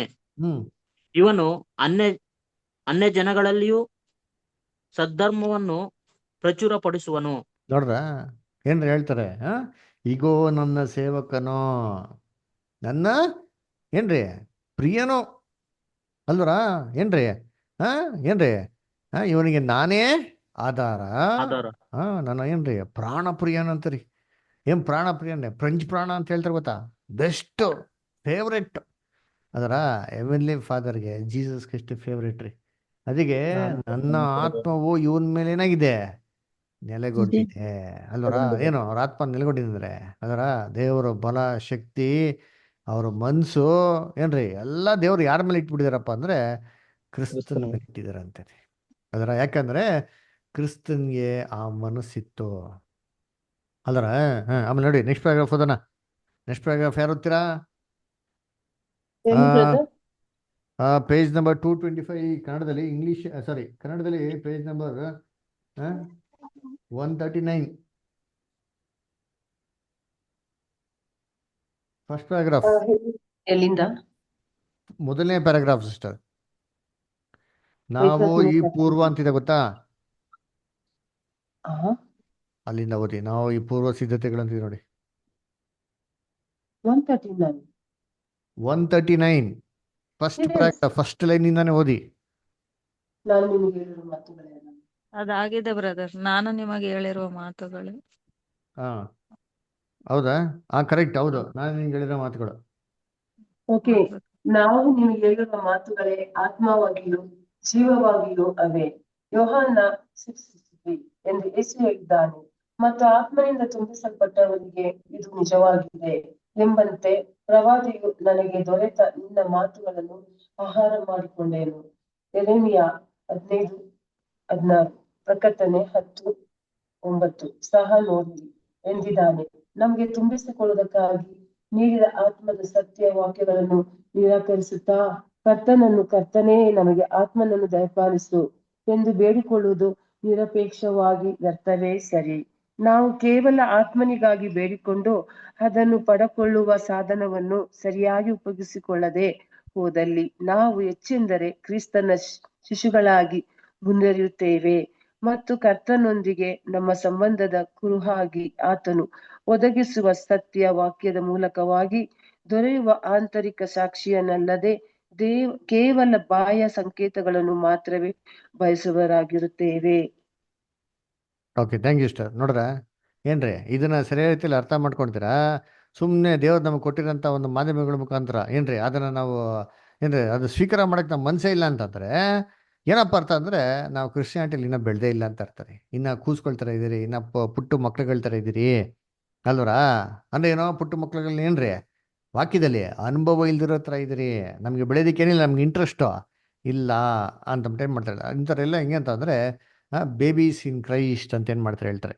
ಏನು ಬೇಬೀಸ್ ಇನ್ ಕ್ರೈಸ್ಟ್ ಅಂತಂದರೆ ಏನ್ರಿ ದೇವ್ರಿಗೂ ಇವ್ರಿಗೂ ಅನ್ಯೋನ್ಯತೆ ಇದೆ, ಇವರು ದೇವರಲ್ಲಿ ಇದ್ದಾರೆ ಅಂತ ಅಂದ್ಬಿಟ್ಟು ಏನ್ರಿ ಇವೆಲ್ಲ ಬಿಟ್ಬಿಟ್ಟು ಔಟ್ವರ್ಡ್ ಏನ್ರಿ ಸೂಚನೆಗಳನ್ನ ಎದುರು ನೋಡ್ತಾರೆ. ಅದರ ಯಾವ ಥರ? ಈಗ ಔಟ್ವರ್ಡ್ ವಿಟ್ನೆಸ್, ಅಯ್ಯೋ ದೇವ್ರು ನಮ್ಮ ಜೊತೆ ಇದ್ರೆ, ದೇವ್ರ ಪವಿತ್ರಾತ್ಮನ ಭರಿತರಾಗಿದೆ ಅಂತ ಅಂದ್ಬಿಟ್ಟು ಏನ್ರಿ ಲೋಕದಲ್ಲಿ ಯಾವ ಥರ ಎದುರು ನೋಡ್ತಾರೆ ಅಂದರೆ, ಇವ್ರು ಮುಟ್ರೇನಬೇಕು ಕಾಯಿಲೆಗಳು, ವಾಸಿ ಆಗ್ಬಿಡ್ಬೇಕು. ಇವ್ರು ನಮಗೋಸ್ಕರ ಪ್ರೇಯರ್ ಮಾಡಿದ್ರೆ ಏನಾಗಬೇಕು, ಎಲ್ಲ ರೀತಿ ಒಳ್ಳೇದವ ಆಗ್ಬಿಡ್ಬೇಕು ಅಲ್ದರ. ಆಮೇಲೆ ಏನ್ರಿ, ಹಾಂ, ಇವ್ರೇನಾರ ನಮಗೆ ಬಂದ್ಬಿಟ್ಟು ಒಂದು ಬ್ಯಾಪ್ಟಿಸಮ್ ಅಥವಾ ಕೊಟ್ಬಿಟ್ಟ ಅಂತಂದರೆ ನಮ್ಮಲ್ಲಿ ನಾವು ಪವಿತ್ರಾತ್ಮ ಹಂಗೆ ಬಂದ್ಬಿಡ್ಬೇಕು. ಅದು ಬಂದ್ಬಿಟ್ರೆ ನೀನು ನಾವೇನು ಮಾಡಬೇಕು, ಬೇರೆ ಬೇರೆ ಭಾಷೆಗಳು ಏನು ಮಾಡೋಕೆ ನಾವು ಮಾತಾಡಬೇಕು, ಅನ್ಯ ಭಾಷೆಗಳು ಮಾತಾಡಬೇಕು ಅದರ ಅನೇಕ ಒಂದು ಅದ್ಭುತಗಳೇನಾಗಬೇಕು ಆಗಬೇಕು. ಇವೇನು ಮಾಡೋದು ಏನ್ರಿ, ಪವಿತ್ರಾತ್ಮ ನಮ್ಮಲ್ಲಿದೆ ಅಂತಂದರೆ ಇದೇ ಔಟ್ವರ್ಡ್ ಒಂದು ಸೂಚನೆ ಅಂತಂದ್ಬಿಟ್ಟು ಎಲ್ಲರೂ ಏನು ಮಾಡೋದು, ಎದುರು ನೋಡೋಂಥದ್ದು ಅಲ್ವರ. ಸತಿ ನೋಡ್ಬೇಕಾದ್ರೆ ಏನ್ರಿ, ಇದನ್ನ ಎಕ್ಸ್ಪೆಕ್ಟ್ ಮಾಡೋರು ಯಾರಪ್ಪ ಅಂತಂದರೆ ಎಳೆ ಮಕ್ಕಳುಗಳು, ಸತ್ಯನ ಅರಿದವರು ಅಂತ ಹೇಳ್ತಾರೆ. ಕ್ರೈಸ್ಟು ಒಂದು ಮಾತು ಹೇಳ್ತಾರೆ ನೋಡಿದ್ರ ಅಲ್ವರ, ಅದ್ಭುತಗಳು ಸೂಚನೆಗಳನ್ನ ಯಾರು ಎದುರು ನೋಡೋದು ಅಂತಂದ್ಬಿಟ್ಟು ಕ್ರೈಸ್ಟ್ ಉತ್ತರ ಕೊಡ್ತಾರೆ. ಓದಿದ್ದೀರಾ ಯಾರು ವಾಕ್ಯ? ಹಾಂ, ಮೋಸ್ಟ್ಲಿ ಮ್ಯಾಚ್ 12 ಚಾಪ್ಟರ್ ಬರೋದು ನೋಡಿ. ಯಾರು ಈ ಸೂಚಕ ಕೆಲಸಗಳನ್ನ ನೋಡ್ತಾರೆ ಅಂತಂದ್ರೆ ನೋಡಿ, ಮ್ಯಾಥ್ಯೂ 12:39 ನೋಡಿ. ಕೆಟ್ಟ ಸಂತತಿ ಸೂಚಕ ಕಾರ್ಯಗಳು ನೋಡಿ ವೆರಿ ಗುಡ್. ಅದರ ಓದ್ರಿ, ಓದಿ ಮಂಜುಳಾ ಸರ್. ವ್ಯಭಿಚಾರಣೆಯಂತಿರುವ ಈ ಕೆಟ್ಟ ಸಂತತಿಯು ಸೂಚಕ ಕಾರ್ಯವನ್ನು ನೋಡಬೇಕೆಂದು ಅಪೇಕ್ಷಿಸುತ್ತದೆ. ಆದರೆ ನೋಡ್ರ, ಸೂಚಕ ಕಾರ್ಯಗಳು ಎದುರು ನೋಡೋದು ಯಾರಪ್ಪ ಅಂದ್ರೆ ಏನ್ರಿ, ಕೆಟ್ಟ ಸಂತತಿ. ಅದರ ಅಂದ್ರೆ ನಾವು ಇಷ್ಟೆಲ್ಲ ದೇವ್ರ ಬಗ್ಗೆ ತಿಳ್ಕೊಂಡು ತಿರ್ಗಾ ನಾವು ಅದನ್ನೇ ಎದುರು ನೋಡ್ತೀರಿ, ಸೂಚಕ ಕಾರ್ಯಗಳು ಎದುರು ನೋಡ್ತೀರಿ. ಏನಪ್ಪ ಮೀನಿಂಗ್ ಅಂದ್ರೆ ಏನ್ರಿ, ನಾವು ಕೆಟ್ಟ ಸಂತತಿ. ಅದರ ಅದೇನಾಗಲಿ, ನಾ ಮೆಚ್ಯೂರಿಟಿ ನಮ್ಮಲ್ಲಿಲ್ಲ. ಅದಕ್ಕೆ ಅಪೊಸ್ತಲ ಪೌಲ್ ಹೇಳ್ತಾರಲ್ಲ, ಕಾಲ ನೋಡ್ಬೇಕಾದ್ರೆ ನೀವು ಹೆಂಗಿರ್ಬೇಕಾಯ್ತು, ಬೋಧಕರಾಗಿರ್ಬೇಕಾಯ್ತು. ನೀವು ಹೆಂಗಪ್ಪ ಇದ್ದೀರಾ ಅಂತಂದ್ರೆ ಮತ್ತೊಬ್ರು ನಿಮ್ಗೆ ಮೂಲ ಉಪದೇಶಗಳೇ ಮಾಡ್ಬೇಕಂತೆ, ಮಾಡೋರ ಥರ ಇದ್ದೀರಲ್ಲ ಅಂತ ಹೇಳ್ತಾರೆ. ಅದರ ಯಾಕಪ್ಪ ಅಂದರೆ ಇನ್ನ ಮೆಚುರಿಟಿಗೇನಾಗಿಲ್ಲ, ಇನ್ನ ಬೆಳೆದಿಲ್ಲ ಅದರ. ಮತ್ತೆ ಅದಕ್ಕೆ ನೋಡಿ, ನೆಕ್ಸ್ಟ್ ಪ್ಯಾರಾಗ್ರಾಫ್ ಅದು ತುಂಬ ಚೆನ್ನಾಗಿದೆ ಅದರ. ಏನಪ್ಪ, ಯಾರ ಹತ್ರ ಇದೆ ವಾಲ್ಯೂಮ್ ಬ್ರದರ್ ಸಿಸ್ಟರ್ಸ್? ನೀವು ಓದೋದಲ್ಲ, ಓದಿರೋ ಬ್ರದರ್ ಸಿಸ್ಟರ್ಸ್ ಯಾರಿದ್ದಾರೆ? ಓಕೆ ಓಕೆ, ನಿಮಿಷ ಎಲ್ಲ ಓದಿದ್ದೀರಾ? Okay, Anu sister, Prabha aunty, ಯಾರು ಓದ್ಬೋದಾ? ಓದ್ತೀನಿ ಬ್ರದರ್. Okay aunty. ಪವಿತ್ರಾತ್ಮನ ಸಾಕ್ಷಿ, the witness of the holy spirit. ನಾವು ದೇವರ ಮಕ್ಕಳಾಗಿದ್ದೇವೆ ಎಂಬುದಕ್ಕೆ ಪವಿತ್ರಾತ್ಮನೇ ನಮ್ಮ ಆತ್ಮದೊಂದಿಗೆ ಸಾಕ್ಷಿ ಹೇಳುತ್ತಾನೆ. ರೋಮ 8:16. ಇದಕ್ಕಿಂತಲೂ ಕೆಲವೊಂದು ಸಿದ್ಧಾಂತಗಳು ದೇವ ಜನರಿಗೆ ಬಹಳ ಮುಖ್ಯವಾಗಿದೆ. ಯಾಕೆಂದರೆ ಅವರು ಎಲ್ಲಾ ಗ್ರಹಿಕೆಯನ್ನು ಮೀರುವ ದೇವರ ಶಾಂತಿ, ಫಿಲಿಪ್ಪಿ 4:7 ಯನ್ನು ಗಣನೀಯವಾಗಿ ಹೊಂದಿಕೊಂಡಿದ್ದಾರೆ. ಅವರಲ್ಲಿ ದೇವರಾತ್ಮನ ಸಾಕ್ಷಿಯ ಕೊರತೆ ಇರುವುದಾದರೆ ಅವರು ದೇವರ ಕುಟುಂಬಕ್ಕೆ ಪೂರ್ಣವಾಗಿ ಪಡಕೊಂಡವರಾಗಿದ್ದೇವೆಂಬ ವಿಶ್ವಾಸದ ಖಾತರಿಯನ್ನು ಹೊಂದಿಕೊಳ್ಳುವುದಾದರೂ ಹೇಗೆ? ಆದ ಕಾರಣ ನೀನು ಅಪರಾಧಿ ಎಂದು ನಮ್ಮ ಮನಸ್ಸು ನಮಗೆ ಸಾಕ್ಷಿ ಹೇಳದಂತೆ ನಾವು ಹೃದಯವನ್ನು ಪ್ರೋಕ್ಷಿಸಿಕೊಂಡು ದೇಹವನ್ನು ನೀರಿನಿಂದ ತೊಳೆದುಕೊಂಡು ಪರಿಪೂರ್ಣವಾದ ನಂಬಿಕೊಳ್ಳೋರಾಗಿಯೂ ಯಥಾರ್ಥ ಹೃದಯವುಳ್ಳವರಾಗಿಯೂ ದೇವರ ಬಳಿಗೆ ಬರೋಣ. ಇಬ್ರಿಯ 10:22 ಎಂದು ಬರೆದದೆ. ಆದರೆ ಹೆಚ್ಚಿನವರಿಗೆ ಪವಿತ್ರಾತ್ಮನ ಸಾಕ್ಷಿ ಎಂಬುದರ ಬಗ್ಗೆ ಅಥವಾ ನಾವು ದೇವರ ಮಕ್ಕಳಾಗಿದ್ದೇವೆ ಎಂಬುದಕ್ಕೆ ನಿರೀಕ್ಷಿಸಬಹುದಾದ ಆತ್ಮನ ಸಾಕ್ಷಿಗಳ ಅಂಶಗಳಾದರೂ ಏನು ಎಂಬುದರ ಬಗ್ಗೆ ಯಾವ ರೀತಿಯ ಕಲ್ಪನೆಯಾಗಲಿ ಸ್ವಲ್ಪವಾದರೂ ಇಲ್ಲ ಎಂಬುದು. Thank you aunty. ಸೊ ನೋಡ್ಬೇಕಾದ್ರೆ ಆ ವಾಕ್ಯ ಒಂದ್ಸರಿ ಬೈಬಲ್ ಓದೋಣ. ಯಾರು ಓದ್ರಿ? ರೋಮನ್ಸ್ 8:16 ಓದ್ರಿ. ರೋಮನ್ಸ್ 8:16. ಶಿಲ್ಪಾ ಸಿಸ್ಟರ್ ಇದ್ದೀರಾ? ಶ್ವೇತಾ ಸಿಸ್ಟರ್ ಇದ್ದೀರಾ? ರೋಮಾಪುರದಲ್ಲಿ 8:16. ಓದಿ. ನಾವು ದೇವರ ಮಕ್ಕಳಾಗಿದ್ದೀವಿ ಎಂಬುದಕ್ಕೆ ಪವಿತ್ರಾತ್ಮನೇ ನಮ್ಮ ಆತ್ಮದೊಂದಿಗೆ ಸಾಕ್ಷಿ ಹೇಳುತ್ತಾನೆ. ನೋಡ್ರಾ ಎಷ್ಟು ಕ್ಲೀನ್ ಆಗಿ ಹೇಳ್ತಾ ನೋಡ್ತೀವಿ ವಾಕ್ಯ ಅಲ್ವರ. ನಾವು ಏನ್ರಿ ದೇವ್ರ ಮಕ್ಳು ಹೌದೋ ಇಲ್ವೋ ಅಂತ ಅಂದ್ಬಿಟ್ಟು ನಮ್ಗೇನಪ್ಪ ಸಾಕ್ಷಿ ಅಂತ ಕೇಳಿದ್ರೆ ಪವಿತ್ರಾತ್ಮನೇ ನಮ್ಗೆ ಏನ್ ಮಾಡ್ತಾರಂತೆ? ಸಾಕ್ಷಿ ಕೊಡ್ತಾರಂತೆ. ಏನಿದೆ ಸಾಕ್ಷಿ? ಅದ್ರ ಹೆಂಗೆ ಈ ಸಾಕ್ಷಿ ಇದು ನೋಡೋಣ ಅದರ. ಸೊ ಅದನ್ನೇ ಏನ್ ಮಾಡ್ತಾರೆ ಏನ್ರಿ ಸೂಪರ್ ಆಗಿ ಹೇಳ್ತಾರೆ ಪ್ಯಾರಾಗ್ರಾಫ್ ಅಲ್ಲಿ ಓದೋಣ ಅದರ. ಸದ್ಯಕ್ಕೆ ಏನಪ್ಪ ಸಾಕ್ಷಿ? ಒಬ್ಬ ಕ್ರೈಸ್ತವನಾಗಿದ್ಮೇಲೆ ನಾವು ದೇವ್ರ ಮಕ್ಕಳಾಗಿದೆ ಅಂತ ಪವಿತ್ರಾತ್ಮನೇ ಹೆಂಗೆ ಸಾಕ್ಷಿ ಹೊಂದ್ಕೊಳೋದು ಅಲ್ಲರ. ಅದಕ್ಕೆ ನೋಡ್ರಿ ಇದ್ದೀನಿ, ಇವಾಗ ಯೇಸು ಕ್ರಿಸ್ತು ಬ್ಯಾಪ್ಟಿಸಮ್ ತೊಗೊಂಡಿದ ತಕ್ಷಣ ಏನ್ರಿ ಬಂತು ಅವ್ರ ಮೇಲೆ ಏನ್ ಬಂತು? ಪವಿತ್ರಾತ್ಮ ಪಾರಿವಾಳ. ಪವಿತ್ರಾತ್ಮ ಬಂತು. ವೆರಿ ಗುಡ್ ಅಲ್ವರ. ಆಮೇಲೆ ಆಕಾಶವಾಣಿ ಬಂತಾ? ಹ್ಮ್. ಏನಂತ ಬಂತು? ಮಾಲಿಗೆ ರೂಪದಲ್ಲಿ ಈತನು ಪ್ರಿಯನಾಗಿರುವ ನನ್ನ ಮಗನು. ಇಷ್ಟವಾದ ಪ್ರಿಯ ಮೆಚ್ಚಿದ್ದೇನೆ. Very good. ಈ ತರ ನನ್ನ ಪ್ರಿಯ ಮಗನು ಏನ್ರಿ ಈ ತರ ನಾನು ಮೆಚ್ಚಿದ್ದೇನೆ. ವೆರಿ ಗುಡ್ ಅಲ್ವರ. ಹಂಗಾರೆ ಏನಾಯ್ತು ಅಲ್ಲಿ ಒಂದು ಸಾಕ್ಷಿ ಬಂತು ನೋಡಿದ್ರಿ. ಅಂದ್ರ ಪವಿತ್ರಾತ್ಮ ಸಾಕ್ಷಿ ಕೊಡ್ತು ಏನ್ರಿ, ಓ ಯೇಸು ಕ್ರಿಸ್ತು ಯಾರ ಮಗ ಅಂತ? ದೇವ್ರ ಮಗ. ಇವಾಗ ಬೈಬಲ್ ಏನ್ ಹೇಳ್ತಾರೆ, ಇದೇ ತರ ಈ ತರನೇ ಸಾಕ್ಷಿ ನಮಗೂ ಕೂಡ ಏನ್ ಮಾಡ್ತಾರಂತೆ, ಹೋಲಿ ಸ್ಪಿರಿಟ್ ಕೊಡ್ತಾರಂತೆ. ಏನಪ್ಪಾ, ನಾವು ದೇವರ ಮಕ್ಕಳಾಗಿದ್ದೀವಿ. ಅವಾಗ ನಾವು ಸಮಾಧಾನದಿಂದ ಇರ್ಬೋದು, ನಮ್ಮ ಮೈಂಡ್ ಪೀಸ್ಫುಲ್ ಆಗಿರ್ತಾರೆ. ಅವಾಗ ನಾವೇನಂತ ಕನ್ಫರ್ಮ್ಡ್ ಅದರ ದೇವ್ರ ಮಕ್ಕಳು ಅಂತಂದ್ಬಿಟ್ಟು ಅಲ್ವರ. ಸೊ ಅದಕ್ಕೆ ಎಷ್ಟೋ ಜನಕ್ಕೆ ಈ ಥರ ಏನು ನೋಡಬೇಕು, ಏನು ನೋಡಬೇಕು, ಏನು ಸಾಕ್ಷಿ ಇದ್ದು ನೋಡಬೇಕು, ಈ ಥರ ನಮ್ಗೆ ಯಾವುದು ಸಾಕ್ಷಿಗಳು ಬರಲ್ವಲ್ಲ ಅಂತಂದ್ಬಿಟ್ಟು ಒಂದು ಪ್ರಶ್ನೆ. ಅದರ ಮತ್ತೆ ಹಂಗಾದ್ರೆ ಏನು ಸಾಕ್ಷಿ ಇದು ನೋಡಬೇಕು, ಯಾವ ಥರ ಇರಬೇಕು ಇದು ಸಾಕ್ಷಿ ಅಲ್ವರ ಅಂತಂದ್ಬಿಟ್ಟು ನಾವೇನು ಮಾಡೋಣ, ಇವಾಗ ನೆಕ್ಸ್ಟ್ ಪ್ಯಾರಾಗ್ರಾಫಲ್ಲಿ ಓದೋಣ. ಅದರ ಓದಿಂತೀನಿ. ಎಲ್ಲಿ ಅನು ಸಿಸ್ಟರ್ ಓದ್ಬೋದಾ? ಓದ್ತೇನೆ ಬ್ರದರ್. ಓಕೆ. ಆದುದರಿಂದ ಉದ್ಭವಿಸುವ ಪ್ರಶ್ನೆಗಳು ಬಹು ಮಹತ್ವದ್ದಾಗಿವೆ.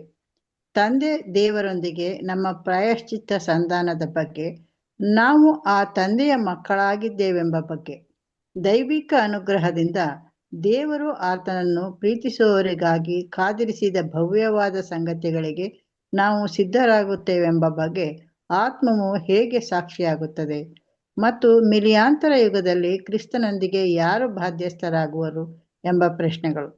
ಪವಿತ್ರಾತ್ಮನ ಸಾಕ್ಷಿ ಎಂದರೇನು? ತಿಳಿಯದ ಕ್ರೈಸ್ತರು ಇತರ ಸಂಗತಿಗಳ ಬಗ್ಗೆ ಸಾಮಾನ್ಯವಾಗಿ ಹೆಚ್ಚಾಗಿ ಗಲಿಬಿಲಿಗೊಂಡಿರುತ್ತಾರೆ. ಆತ್ಮನ ಸಾಕ್ಷಿಯ ಬಗ್ಗೆ ನಾವು ತಿಳಿಯದಿರುವ ಕಾರಣ ಕರ್ತನ ಜನರಲ್ಲಿ ಉತ್ತಮರಾದ ಹಲವರು ಇದನ್ನು ತಾವು ಹೊಂದಿದ್ದೇವೆ ಅಥವಾ ಇಲ್ಲ ಎಂಬುದನ್ನು ಅರಿಕೆ ಮಾಡಬೇಕು. ಇತರರು ಜ್ಞಾನಕ್ಕಿಂತ ಮಿಗಿಲಾದ ಪೂರ್ಣವಾದ ಭರವಸೆಯುಳ್ಳವರು ತಮಗೆ ಆತ್ಮನ ಸಾಕ್ಷಿ ಉಂಟೆಂದು ಹಕ್ಕಿನಿಂದ ಹೇಳಿಕೊಳ್ಳುತ್ತಾರೆ ಮತ್ತು ಅವರ ಸಂತೋಷದ ಭಾವನೆಗಳನ್ನು ಇದಕ್ಕಾಗಿ ಉಲ್ಲೇಖಿಸುತ್ತಾರೆ. ಆದರೆ ಅವರು ನಿಷ್ಕಪಟಿಗಳಲ್ಲವಾದರೆ ತಕ್ಷಣದಲ್ಲಿ ಅಥವಾ ತಡವಾಗಿಯಾದರೂ ಅವರು ಆತುಕೊಂಡಿರುವ ಸಾಕ್ಷಿಯು ಅತ್ಯಂತ ಅತೃಪ್ತಿಕರವಾಗಿದೆ. ಅದು ಅತ್ಯಂತ ಅಗತ್ಯದ ಸಮಯದಲ್ಲಿ ಕೈಕೊಡುತ್ತದೆ ಎಂದು ಅರಿಕೆ ಮಾಡಲೇಬೇಕಾಗುತ್ತದೆ. ಆರೋಗ್ಯವು ಅನುಕೂಲಕರವಾಗಿದ್ದಾಗ, ಆರ್ಥಿಕವಾಗಿ ಅಭಿವೃದ್ಧಿ ಹೊಂದಿರುವಾಗ, ಹೆಚ್ಚು ಮಂದಿ ಸ್ನೇಹಿತರುಗಳು ಇರುವಾಗ ಎಲ್ಲರೂ ಸಂತೋಷಿಸುತ್ತಾರೆ ಮತ್ತು ಅದರ ಬಗ್ಗೆ ಮಾತನಾಡುತ್ತಾರೆ. ಆದರೆ ಇವುಗಳಲ್ಲಿ ಕೆಲವು ಅಥವಾ ಎಲ್ಲವೂ ತಲೆಕೆಳಕಾದಾಗ ಅದಕ್ಕೆ ಅನುಪಾತವಾಗಿ ಅವರು ಅಸಂತೋಷಗೊಳ್ಳುತ್ತಾರೆ. ಅವರು ಆತ್ಮನ ಸಾಕ್ಷಿ ಎಂದು ತಿಳ್ಕೊಂಡಿರುವುದನ್ನು ಕಳಕೊಳ್ಳುತ್ತಾರೆ ಮತ್ತು ತುಂಬಾ ವ್ಯಸನಗೊಂಡವರಾಗಿ, ನಾನು ಕರ್ತನನ್ನು ಮೊದಲಿಗೆ ಕಂಡುಕೊಂಡಾಗ ಇದ್ದ ಆ ಆಶೀರ್ವಾದವು ಈಗ ಎಲ್ಲಿದೆ? Where is the blessedness I knew when first I found the Lord ಎಂದು ಕೂಗಿಕೊಳ್ಳುತ್ತಾರೆ ಎಂಬುದು. Thank you sir. ಸರ್ ನೋಡ್ಬೇಕಾದ್ರೆ ವೆರಿ ಇಂಪಾರ್ಟೆಂಟ್ ಕ್ವಶನ್ ಅಂತ ಹೇಳ್ತಾರೆ ಅಲ್ವರ. ಹೇಗೆ ಪವಿತ್ರಾತ್ಮ ಏನ್ರಿ ನಮಗೆ ಸಾಕ್ಷಿ ಕೊಡೋದು ಅಲ್ವರ. ಅದಕ್ಕೆ ಏನ್ರಿ ಎಷ್ಟೋ ಜನ ಇದ್ರ ಬಗ್ಗೆ ಸರಿಯಾದ ರೀತಿಯಲ್ಲಿ ಅರ್ಥ ಮಾಡ್ಕೊಂಡಿರ್ಬೇಕಾರೆ ಯಾವ ರೀತಿಯಲ್ಲೋ ತಮ್ಗಾದಂಥ ಕಲ್ಪನೆಗಳ ಮುಖಾಂತರ ತಮ್ಗಳಿಗಾಗಿರೋಂಥ ಭಾವನೆಗಳ ಆಧಾರದ ಮೇಲೆ ಮಾಡ್ತಂದ್ರೆ ಅವ್ರಿಗೆ ಆಗಿರೋಂಥ ಅನೇಕ ಎಕ್ಸ್ಪೀರಿಯನ್ಸಸ್ಗಳ ಮುಖಾಂತರ ಏನು ತಿಳ್ಕೊಂಡ್ಬಿಡ್ತಾರೆ, ಓ ಇದು ನಾವು ಸೂಚನೆಪ್ಪ, ಇವಾಗ ದೇವ್ರ ಮಕ್ಕಳಾಗಿದ್ರಿ ಅಂತೇನ್ರಿ ಒಂದು ಬ್ಯೂಟಿಫುಲ್ ವಿಟ್ನೆಸ್ ಅಂತ ಏನು ಮಾಡ್ತಾರೆ ಅವ್ರು ತಿಳ್ಕೊಂಡ್ಬಿಡ್ತಾರೆ. ಇದರಿಂದ ನಮ್ಗೇನಪ್ಪ ಕನ್ಫರ್ಮ್ ಅಂತಂದ್ರೆ ನಾವು ದೇವರು ಓಟದಲ್ಲಿ ಓಡ್ತಾ ಇದ್ರಿ, ನಾವು ಕ್ರಿಸ್ತನೊಂದಿಗೆ ಏನಾಗ್ತೀರಿ ಸಹಬಾಧಿಗಳಾಗ್ಬಿಡ್ತೀರಿ ಅಂತಂದ್ಬಿಟ್ಟದ್ರ. ಸೊ ಅದರಿಂದ ಇದು ಒಂದು ಫಾಲ್ಸ್ ರೀತಿಯಲ್ಲಿ ನಮಗೆ ಗೈಡ್ ಮಾಡೋಂಥದ್ದು ಆಗ್ತದೆ ಅಂತ ಹೇಳ್ತಾರೆ. ಏನಪ್ಪ ಅದು ಅಂತಂದ್ರೆ, ಎಷ್ಟೋ ಜನ ಏನಪ್ಪ ಮೊದಲನೇದು ತಪ್ಪಾಗಿ ಅರ್ಥ ಮಾಡ್ಕೊತಾರೆ ಅಂತಂದ್ರೆ ಏನ್ರಿ ದೇವರಲ್ಲಿ ಸಂತೋಷವಾಗಿರೋಂಥದ್ದು, ಏನ್ರಿ ಹ್ಯಾಪಿ ಫೀಲಿಂಗ್ಸ್ ಅಂದ್ರ ನಾನು ತುಂಬ ಸಂತೋಷವಾಗಿರೋಂಥದ್ದು, ಹ್ಯಾಪಿಯಾಗಿರೋಂಥದ್ದು, that is evidence of the holy spirit. ಅಂದರೆ ದೇವ್ರು ನಮ್ಮಲ್ಲಿ ಇದ್ದಾರೆ, ದೇವ್ರ ನಮ್ಮ ನಡೆಸ್ತಾ ಇದ್ದಾರೆ, ದೇವ್ರ ನಮ್ಮ ಎಲ್ಲ ಕಾಪಾಡ್ಕೊತಾ ಇದ್ದಾರೆ ಅಂತಂದ್ಬಿಟ್ಟು ಇದು ಒಂದು ಪ್ರೂಫ್ ಥರ ಅವಾಗ ಏನಾಗ್ತದಂತೆ ಆಗ್ಬಿಡ್ತಾರೆ ಅಂತ ಹೇಳ್ತಾರೆ. ಅದರ ಅದೇ ಥರ ಜ್ಞಾನ, ಬುದ್ಧಿ, ತಿಳುವಳಿಕೆ ಅದರ ಇವೆಲ್ಲ ನೋಡ್ಬೇಕಾದ್ರೆ ಇವೆಲ್ಲ ಒಂದು ವಿಟ್ನೆಸ್ ಅಪ್ಪ ಅಂತ ಏನು ಮಾಡ್ತಾರೆ, ಎಷ್ಟೋ ಜನ ಇದು ನೋಡ್ತಾರೆ. ಅದರ ಅದಕ್ಕೆ ಏನ್ರಿ ಈ ವಿಟ್ನೆಸ್ಸು ಅವ್ರಿಗೆ ಯಾವಾಗ ಇದೆ ಅಂತ ಅನಿಸ್ತಾರೆ ಅಂತಂದರೆ ಅವ್ರ ಜೀವನದಲ್ಲಿ ಏನೋ ತೊಂದರೆ ಇರ್ತಿರ್ಬೇಕಾರೆ, ಅವ್ರ ಜೀವನದಲ್ಲಿ ಎಲ್ಲಾ ರೀತಿ ಅವ್ರು ಎದುರು ನೋಡೋಂಥ ರೀತಿಲಿ ಎಲ್ಲಾ ಸ್ಮೂತ್ ಆಗ್ತಾ ಇರ್ಬೇಕಾರೆ ಅವ್ರಿಗೆ ಏನಿಸ್ತಾರೆ, ಓ ದೇವ್ರ ನಮ್ಮ ಜೊತೆಗೆ ಏನಾಗಿದ್ದಾರೆ ಇದಾರೆ ಅಲ್ವರ. ಸತಿ ನೋಡ್ಬೇಕಾರೆ ತಮ್ಗೆ ಆರೋಗ್ಯ ಇರ್ಬೇಕಾರೆ ಅಲ್ವರ, ಆಮೇಲೆ ಒಳ್ಳೆ ಫ್ರೆಂಡ್ಸ್ ಇರ್ಬೇಕಾರೆ, ಒಳ್ಳೆ ರಿಲೇಟಿವ್ಸ್ ಇರ್ಬೇಕಾರೆ, ಎಲ್ಲಾ ಜೊತೆಗಿರ್ತಾ ಇರ್ಬೇಕಾರೆ, ಆಮೇಲೆ ಏನ್ರಿ ಎಲ್ಲಾರು ಅವ್ರ ಬಗ್ಗೆ ಚೆನ್ನಾಗಿ ಮಾತಾಡ್ತಾ ಇರ್ಬೇಕಾರೆ ಅದರ, ಆಮೇಲೆ ಫೈನಾನ್ಷಿಯಲಿ ಅಂದ್ರೆ ತುಂಬಾ ಸೆಕ್ಯೂರ್ಡ್ ಆಗಿರ್ಬೇಕಾದ್ರೆ ಏನ್ರಿ ಅವ್ರು ಸಂತೋಷವಾಗಿರ್ಬೇಕಾರೆ ಅವ್ರಿಗೆ ಏನಿಸ್ತಂದ್ರೆ ಇದು ಗಾಡ್ಸ್ ಹೋಲಿ ಸ್ಪಿರಿಟು, ಇದು ದೇವ್ರ ದಯೆ, ದೇವರ ಆಶೀರ್ವಾದ ಅಂತ ಏನ್ ಮಾಡಿದ್ರೆ ಇದು ಅವ್ರೇನ್ ತಿಳ್ಕೊಂತಾರೆ, ಇದು ವಿಟ್ನೆಸ್. ಇದ್ರ ಮುಖಾಂತರ ದೇವ್ರು ನಮ್ಗೆ ಏನಪ್ಪ ಹೇಳ್ತಾರೆ, ನಾನು ಕರೆಕ್ಟ್ ಆಗಿದ್ದೀನಿ, ನಾನು ದೇವ್ರ ಮಗನಾಗಿದ್ದೀನಿ ಅಂತ ದೇವ್ರು ನಮ್ಮ ಹತ್ರ ಹೇಳ್ತಾ ಇದ್ದಾರೆ ಅಂತ ಅವ್ರಿಗೆ ಒಂದು ಭಾವನೆ ಬರ್ತಾರೆ. ಆದ್ರೆ ಇದಾಗ ಸರಿನಾ ಅಂತ ನೋಡಿದ್ರೆ ಖಂಡಿತವಾಗೂ ಇಲ್ಲ ಅಂತ ಹೇಳ್ತಾರೆ. ಯಾಕಪ್ಪ ಅಂತಂದ್ರೆ ಏನ್ರಿ ಇವೆಲ್ಲ ನಮ್ಗೆ ಆಗಂತ ಒಂದು ಫೀಲಿಂಗ್ಸ್ ರೀ. ಅದರ ಇವೆಲ್ಲ ಏನ್ರಿ ಯಾರು ಎಲ್ಲಾರು ನಮ್ಮ ಬಗ್ಗೆ ಚೆನ್ನಾಗಿ ಮಾತಾಡ್ತಾ ಇರ್ಬೇಕಾರೆ, ಓ ಇದು ದೇವರಿಂದ ನಾವೆಲ್ಲ ಆತ್ಕೊಳ್ಳಲ್ಪಟ್ಟಿದ್ದೀವಿ, ಆ ದೇವ್ರು ಕರೆಕ್ಟಾಗಿ ನಾವು ನಡೆಸ್ತಾ ಇದ್ದಾರೆ ಅಂತ ಅಂದ್ಬಿಟ್ಟು ಒಂದು ಪ್ರೂಫ್ ಅಲ್ಲ ರೀ. ಯಾಕಪ್ಪ ಅಂತಂದ್ರೆ ನಾಳೆ ಇವೆಲ್ಲ ಸಿಚುವೇಶನ್ಸ್ ಉಲ್ಟಾ ಆಗ್ಬಿಡ್ತದೆ ನಿಲ್ಗಳೇ. ಅವಾಗ ಏನು ಮೀನಿಂಗು, ದೇವ್ರನ್ನ ಕೈ ಬಿಟ್ಬಿಟ್ಟವ್ರೆ ಅಂತನಾ? ಯೋಚನೆ ಮಾಡಿರ್ತೀರಿ ಅಲ್ವರ. ನಮ್ಗೆ ಆರೋಗ್ಯ ಕೆಟ್ಬಿಡ್ತು ಅಲ್ವರ, ನಮ್ಮ ಹತ್ರ ಹಣಕಾಸು ಇಲ್ಲ ಅಂತ ತಿಳ್ಕೊಳ್ಳಿ, ನಮ್ಮ ಹತ್ರ ಫ್ರೆಂಡ್ಸ್ ಇಲ್ಲ, ರಿಲೇಟಿವ್ಸ್ ಇಲ್ಲ, ಯಾರೂ ಇಲ್ಲ ಅದರ. ಆವಾಗ ನಾವು ಏನು ಮಾಡ್ತೀರಿ, ಆವಾಗ ದೇವ್ರ ಹತ್ರ ಕೊಡೋಂಥ ಕೂತ್ಕೊಂಡು ಡಿಸ್ಕರೇಜ್ ಆಗಿ, ಡಿಪ್ರೆಸ್ ಆಗಿ, ತುಂಬ ಬೇಜಾರಾಗಿ ಏನ್ರಿ ಕರ್ತದ ಮೇಲೇ ಒಂದು ಪ್ರಶ್ನೆ ಬಂದ್ಬಿಡ್ತಾ ನೋಡ್ರಿ ಅಂತೀನಿ. ಅಂದ್ರೆ ಅಯ್ಯೋ ದೇವ್ರೇ, ಅಲ್ಲ ಈ ದಿನ ನಾನು ದೇವ್ರ ಮಗನಾಗಿದ್ದೀನಿ ತಿಳ್ಕೊತಾ ಇದ್ದೆ, ಇವಾಗ ದೇವ್ರೇ ನೀನು ಅಂತೆ ಇದೆಯಲ್ಲೋ ಅಂತಬಿಟ್ಟು ದೇವ್ರ ಮೇಲೆ ಒಂದು ಪ್ರಶ್ನೆಗಳು ಬಂದು ದೇವ್ರನ್ನ ಏನ್ರಿ ಒಂದು ದೂಷಿಸೋದಾಗ್ಲಿ, ದೇವ್ರನ್ನ ಬೈಕೊಳೋದಾಗ್ಲಿ, ಅಥವಾ ದೇವ್ರ ಮೇಲೆ ಅನೇಕ ಪ್ರಶ್ನೆಗಳು ಉದ್ಭವ ಆಗಂಥದ್ದು, ಇವೆಲ್ಲ ದೇವರ ಒಂದು ಸಾಕ್ಷಿನ? ದೇವ್ರ ಸಾಕ್ಷಿ ದೇವ್ರ ಮಕ್ಕಳಲ್ಲಿ ಇದ್ದು ಈ ಥರ ಎಲ್ಲ ವರ್ತಿಸೋದಕ್ಕೆ ಸಾಧ್ಯನಾ ಅಂದರೆ ಖಂಡಿತವಾಗೂ ಇಲ್ಲ ರೀ. ಇದಕ್ಕೆ ಬ್ಯೂಟಿಫುಲ್ ಎಕ್ಸಾಂಪಲ್ ಯಾರಪ್ಪ ಅಂತಂದರೆ ನಮ್ಮ ಲಾರ್ಡ್ ಜೀಸಸ್ ಕ್ರೈಸ್ಟ್. ನೋಡಿ, ಜ್ಞಾನೋಕ್ತಿಯಲ್ಲೋ ಅಥವಾ ಕೀರ್ತನೆಯಲ್ಲೋ ಒಂದು ವಾಕ್ಯ ಬರ್ತಾರೆ. ಒಂದು ವಾಕ್ಯ, ಒಂದು ನಿಮಿಷ ಹೇಳ್ತೀನಿ. ವಾಕ್ಯ ಏನಂತಂದರೆ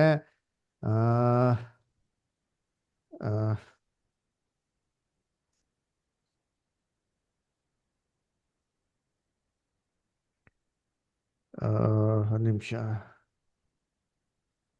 ಪ್ರಾಬ್ಸ್ 16:7 ನೋಡಿ. ಪ್ರಾಬ್ಸ್ 16:7 ಯಾರು ಓದಿ? ಯೆಹೋವನು ಒಬ್ಬನ ನಡತೆಗೆ ಮೆಚ್ಚಿದರೆ ಅವನ ಶತ್ರುಗಳನ್ನು ಮಿತ್ರರನ್ನಾಗಿ ಮಾಡುವನು. ಹಾ ನೋಡ್ರಿ, ಏನು ಸೂಪರ್ ಆಗಿತ್ತಲ್ಲ. ಯೆಹೋವನು ಯಾರ ಮಾರ್ಗಗಳನ್ನು, ನಡತೆಗಳು, ಅದರ ಅವನ ಬಿಹೇವಿಯರ್, ಅವನ ಕ್ಯಾರೆಕ್ಟರ್ ಅವನ್ನೆಲ್ಲ ಮೆಚ್ಚಿದ್ರೆ ದೇವ್ರು ಏನ್ ಮಾಡ್ತಾರೆ ಅಂತೀರಿ? ಇವಂಗ ಆಶೀರ್ವಾದ, ಶತ್ರುಗಳನ್ನು ಮಿತ್ರನಾಗಿ ಮಾಡ್ಬಿಡ್ತಾರೆ. ಅದರ ಸರಿಯಪ್ಪ, ಆಯ್ತು. ಇವಾಗ ಈ ವಾಕ್ಯ ಸ್ವಲ್ಪ ನಿಮ್ಮ ಥಿಂಕ್ ಮಾಡಿ ನೋಡ್ರಿ.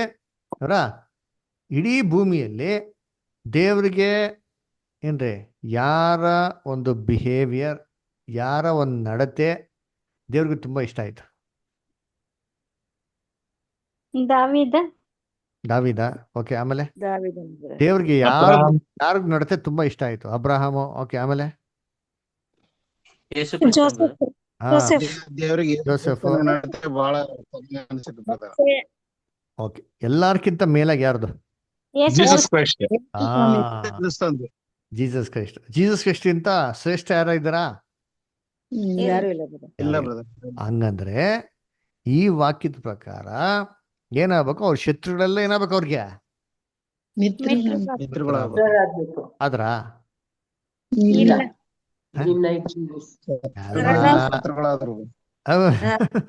ಎಲ್ಲ ಸ್ನೇಹಿತರು ಏನಾಗ್ಬಿಟ್ರ ಅವ್ರಿಗೆ ಶತ್ರುಗಳಾಗ್ಬಿಟ್ರ. ಬ್ರದರಿ ಹೇಳಿ ಇಷ್ಟ. ಮರಣನೇ ಕೊನೆ ಶತ್ರು ಅಲ್ಲ, ಆ ಶತ್ರುನ್ನೇ ನಾಶ ಮಾಡ್ಬಿಟ್ರು. ಅಲ್ವರ? ಸರಿ, ಅಂದ್ರು ಇಲ್ಲಿ ಮರಣ ಎಂಬ ಶತ್ರು ಬಗ್ಗೆ ಏನ್ ಮಾಡ್ತಾ ಇಲ್ಲ ಅಲ್ಲಿ ಹೇಳ್ತಾ ಇಲ್ಲ. ಆದ್ರೂ ಅವನ ಜೀವನದಲ್ಲಿ ಅವನ್ ದೇವ್ರಿಗೆ ಸರಿಯಾಗಿ ನಡೀತಾ ಇರ್ಬೇಕಾದ್ರೆ ಎಲ್ಲಾ ಶತ್ರುಗಳು ಏನಾಗ್ಬಿಡ್ತಾರೆ, ಮಿತ್ರಗಳಾಗ್ಬಿಡ್ತಾರೆ ಅಂತ ಅಲ್ವರ? ಹಂಗಂದ್ರೆ ಈ ವಾಕ್ಯನ ಕರೆಕ್ಟಾಗಿ ನಾವು ನೋಡ್ಬೇಕಾದ್ರೆ ಇದು ಕ್ರಿಸ್ತನ್ ಜೀವಿತದಲ್ಲಿ ಏನಾಗಿರ್ಬೇಕು, 100% ಸಕ್ಸಸ್ಫುಲ್ ಆಗಿ ಆಗ್ಬೇಕಾಗಿತ್ತು ಅಲ್ವರ? ಯಾಕಂದ್ರೆ ಅವ್ರಕ್ಕಿಂತ ನಡವಳಿಕೆ ಯಾರ್ದು ಬೆಟರ್ ಆಗಿಲ್ಲ ಬಿಡ್ರಿ. ಅವ್ರಿಗೆಲ್ಲರೂ ಏನಾಗಬೇಕಾಯ್ತು, ಸ್ನೇಹಿತರಾಗಿ ಇರ್ಬೇಕಾಯ್ತು. ಆದ್ರೆ ಯೇಸು ಕ್ರಿಸ್ತನ ಜೀವನದಲ್ಲಿ ಹಂಗಿರ್ಲಿಲ್ಲ ರೀ. ಯೇಸು ಕ್ರಿಸ್ತನ ಜೀವನದಲ್ಲಿ ಸ್ನೇಹಿತರಿಗಿಂತ ಅಧಿಕವಾಗಿ ಇದ್ದಿದ್ದು ಅವ್ರಿಗೆ ಏನಂತೆ ಜಾಸ್ತಿ? ಶತ್ರುಗಳೇ ಅಲ್ವರ? ಯೇಸು ಕ್ರಿಸ್ತನ ಹಿಂಬಾಲಿಸಿ ಬಂದವ್ರು ನಿಜನ ಅಂತೆ. ಹನ್ನೆರಡು ಜನ ಬ್ರದರ್. 12 ಜನ. 12 ಜನ. 70 ಜನ ಬಂದಲ್ಲ ಅವ್ರೇನಾದ್ರು ಕೊನೆ ತನಕ ಇದ್ದಿದ್ದು 12 ಜನ ಅಷ್ಟೇ. ಅಷ್ಟೇ. ಆ 70 ಜನ ಏನಾದ್ರು ಎಲ್ಲ ಹೋಗ್ಬಿಡ್ತಾರೆ. ಬಂದ ರೊಟ್ಟಿ ನನ್ ಮಾಂಸ ತಿನ್ನಿ ಅಂದ್ರೆ ಓಡೋದು. ನೋಡ್ರ ಅದರ ನನ್ನ ದೇಹವನ್ನು ತಿಂದಿರ ಇದ್ರೆ ನನ್ನ ರಕ್ತವನ್ನು ಕುಡಿದ್ರೆ ನಿಮ್ಗೆ ಜೀವನ ಇಲ್ಲ ಅಂತ ಅಂದ ತಕ್ಷಣ 70 ಮಂದಿ ಬೇಜಾರಾಗಿ ಹೊಟ್ಟೋಗ್ಬಿಡ್ತಾರೆ. ಏನಪ್ಪ ಈ ಮನುಷ್ಯ ಹಿಂಗಂತಾರಲ್ಲ, ಹಾರ್ಡ್ ಟೀಚಿಂಗ್, ಏನ್ ಹಿಂಗ್ ಮಾತಾಡ್ತಾರೆ ಅಂದ್ಬಿಟ್ಟು ಬೇಜಾರಾಗಿ ಹೊಟ್ಟೋಗ್ಬಿಡ್ತಾರಲ್ವರ. ಕರೆಕ್ಟಾ? ಸರಿ. ಹಂಗೆ ಆಗುತ್ತೆ. ಅಲ್ವರ ಇವಾಗ ಏನ್ರಿ ಅರ್ಥ ಹಂಗಾದ್ರೆ ಏಸು ಕ್ರಿಸ್ತನಿಗೆಲ್ಲ ಫ್ರೆಂಡ್ಸ್ ಆಗ್ಬಿಟ್ರಾ? ಏಸು ಕ್ರಿಸ್ತ ತುಂಬಾ ಜಿಲ ಜಿಲ ಜಿಲ ಅಂತ ಜಾಲಿಯಾಗೆ ಅವ್ರಿಗೆಲ್ಲ ಸ್ನೇಹಿತರು ಬಂಧು ಬಳಗದವರೆಲ್ಲ ಸಪೋರ್ಟ್ ಮಾಡೋರಾ? ಏಸು ಕ್ರಿಸ್ತನ ತಾಯಿ ಆಗ್ಲಿ ಸಹೋದರ ಆಗ್ಲಿ ಏಸು ಕ್ರಿಸ್ತನ ಹಿಂಬಾಲಿಸಿದ್ರಾ? ಇಲ್ಲ. ಇಲ್ಲ. ನೋಡ್ರ ಹಂಗಾರೆ ಏಸು ಕ್ರಿಸ್ತನ್ಗೆ ಪ್ರವಾದಿಗೆ ತನ್ನ ಸ್ವಂತ ಮನೇನೇನಿಲ್ವಂತೆ,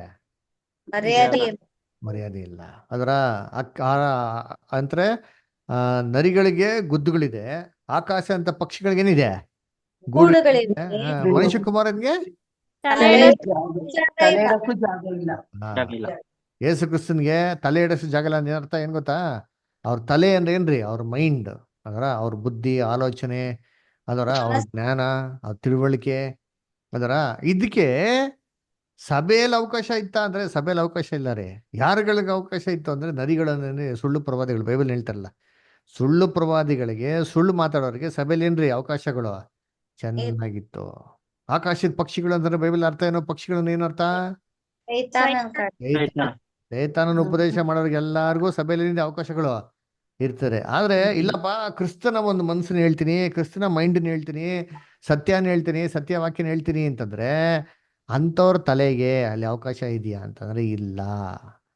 ಅದರ ಇದು ಕ್ರಿಸ್ತನ್ಗೆ ಕೊಟ್ಟಂತ ಮರ್ಯಾದೆ. ಯೇಸು ಕ್ರಿಸ್ತನ್ ಏನ್ ಮಾಡಿದ್ರು? ಸಭೆಯಿಂದ ಫಸ್ಟ್ ಟೈಮ್ ಸಭೆಯಲ್ಲಿ ಮಾತಾಡಿದ ತಕ್ಷಣ ಚೆನ್ನಾಗಿ ಮಾತಾಡಿದ್ರು. ಸಭೆಯಿಂದ ಏನ್ ಮಾಡಿದ್ರು? ಅದನ್ನ ಹೊರಗಡೆ ಈಚೆ ಕಳಿಸ್ಬಿಡ್ತಾರೆ. ನೀನ್ ಬಿಟ್ಟೋಗು ಅಂತ ಹೇಳಿದ್ರ? ಯೇಸು ಕ್ರಿಸ್ತನ ಗೆಟ್ ಔಟ್ ಅಂತಂದ್ರ? ಇಲ್ಲ ರೀ. ಅಲ್ರ ಅವ್ರು ಯೇಸು ಕ್ರಿಸ್ತನ ಗೆಟ್ ಔಟ್ ಅಂತ ಹೇಳಲಿಲ್ಲ. ಆದ್ರೆ ಮಾಡಿರೋಂಥ ಮರ್ಯಾದೆನೇ ಎಷ್ಟಿತ್ತು ಅಂತಂದ್ರೆ ತಿರ್ಗಾ ಬರೋಂಥ ಅವಶ್ಯಕತೆನೇ ಯೇಸು ಕ್ರಿಸ್ತನ್ಗೆ ಇರ್ಲಿಲ್ಲ ರೀ. ಅಲ್ವರ? So that was very clear message. ಇದೇನಪ್ಪ ಅರ್ಥ ಅಂತಂದ್ರೆ ಯೇಸು ಕ್ರಿಸ್ತನ ಜನಗಳು ಏನಂತ ಕರೆದ್ರು? ಕರ್ತನ ಏನಂತ ಕರೆದ್ರು? ಹೊಟ್ಟೆ ಬಾಕನು, ಪಾಪಿಗಳ ಗೆಳೆಯನು, ಹುಡುಕನು, ಹೊಟ್ಟೆ ಬಾಕನು, ಅದರ ವ್ಯಭಿಚಾರ ಸಾವಿಂದ ದೆವ್ವ ಬಿಡಿಸ್ತಾನೆ.